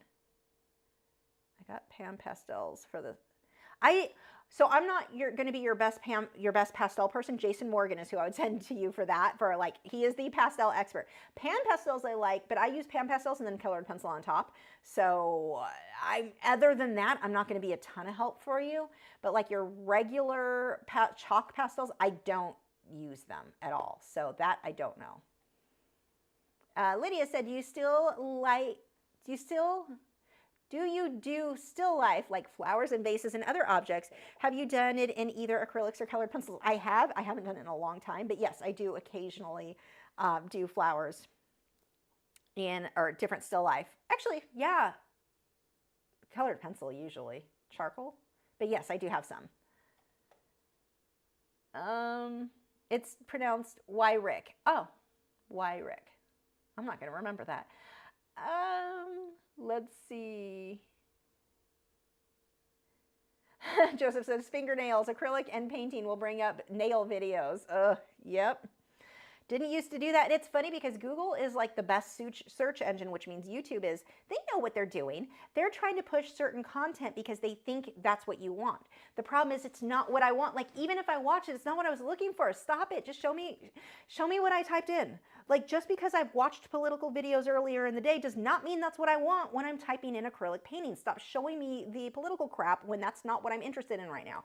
Like, it just drives me insane how forceful they are. They're like, but you watched this last time, maybe you want to watch this again. Why can't you show me page after page after page of what I actually looked for so I can find the thing that I'm interested in? No, the top 5 same acrylic painting videos get shared over and over again. Occasionally something else will fit in there, but it's normally like the top 5, and then it's just all their suggested crap. YouTube is getting very hard to find anything that you want, and not just for painting, it's for other things. I was looking for lessons or like tips on using the Elgato Stream Deck. I got like 5 suggestions, and then the other stuff was people who have no views because their content is crap, but that apparently YouTube decided that's what I wanted to watch. And I'm like, the Elgato Stream Deck is such a popular device. I know for a fact there are hundreds of tutorials on it, but you're not letting me see them. I can't even find them. It's not possible to find them on YouTube. I have to do a Google search, but Google's getting just as bad because it's YouTube. They're still doing the, oh, we know what you really want, but you don't. You're really bad at it. So please stop and just show me what I searched for. Rant over. Lynette said, it's okay if you don't want to answer this. How do you deal with celiac? I was recently diagnosed and my doctor is no help. He told me to go online. I'm exhausted and sick all the time. Yeah, you go gluten-free. So here's the thing. Anyone who tells you you just have to cut back on gluten, anyone who tells you you can cheat occasionally, these are not people you ever want to listen to. If you have celiac disease from here on out, you will never have gluten again. And there are so many alternatives, it doesn't even matter. When I had to go gluten-free, for those of you who don't know, celiac disease is it's an autoimmune disorder. The little hairs in your intestines that are like, yay, nutrients, we're going to grab those when you eat. They get all angry when you eat wheat or gluten, and they flatten out, and you no longer get nutrients, and now you're having an autoimmune response. So like you get real sick, it's all kinds of stuff. Besides all the other drama with your stomach problems and stuff. So no, like if I have gluten on accident, single crumb, tiny little like something is contaminated with nothing. A single crumb, I'm out for almost 2 weeks. Like I am going to feel horrible. It's about 12 days. It's hard to move. It feels like I was sedated besides being actually nauseated and sick and all the other drama. So you don't ever cheat. And I will occasionally see people go, oh no, it's fine. I can have a little bit. No, you can't. You cannot. You do not have celiac disease then, or you've never actually gone gluten-free to where, no, you look up things that are gluten-free, and tons of restaurants have gluten-free options, but you have to really watch for cross-contamination. So like Domino's now says, well, we have a gluten-free pizza, except it's exposed to all of the wheat. It's not kept separate enough that it's safe for someone with celiac disease to eat. So those are the things that you have to watch. But no, your doctor's right in just look up online. You are now gluten-free. You are looking for anything that has gluten, you don't eat it. Ever.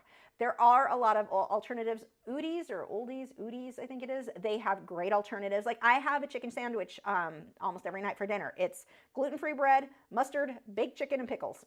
And that's pretty much what I eat every night for dinner. But I'm very boring and I don't like to cook. I don't even put seasoning on it.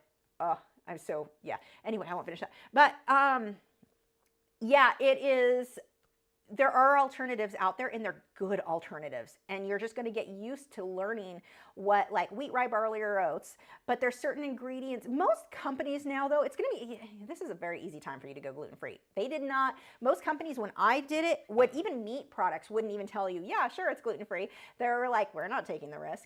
So now companies learn that they have to tell you. There are alternatives to macaroni and cheese that are just as good as the original. There's alternatives to everything. So it is very easy, but you have to watch cross-contamination. So if a family member is eating normal bread and a single crumb of that gets on your food, you are effed for like 2 weeks. So you have to be so careful about the cross-contamination. I think that's going to be the biggest thing that you need to watch, besides making sure that your food is gluten-free, is making sure that it is. And usually if you go to a restaurant, you can tell them, hey, mine's gluten-free. Like you could go to Chipotle, has most of the stuff, everything but a tortilla is gluten-free there. So you can have like a burrito bowl, you know, get their tacos, and you can actually ask their people, they'll change their gloves for you. But I don't even bother with that most of the time, and I've never gotten sick from Chipotle. I have from In-N-Out. But anyway, like there's alternatives most places. So yeah, there you go. That was a lot of talking. And we are just about wrapping up, so let's see. But Lynette, if you want to send me, if you have any other questions about that, message me on MeWe. And if there's something specific that you need to know, I will tell you then. Art of Raven D said, yeah, I watched one video and you watch one video and you get more stuff. I watched one Michael Jackson parody and played it on Twitch. Now I'm bombed with depressing Michael Jackson documentaries.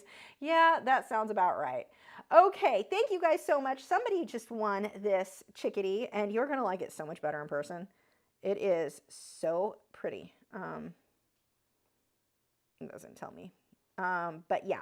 You are going to like him. I'm excited for whoever gets this to see how, well, I'll be posting a photo. I'll take a photo tomorrow that should have, I'm guessing it'll photograph better with my DSLR, but I'll have a good photo of what this guy looks like. I like him a lot. Okay, we are done. Thank you so much for joining. Thank you to the moderators. Links to their channels are in the video description. We've got Joseph Fincham. He live streams every week. Clark Fine Art has lots of art videos as well. She live streams.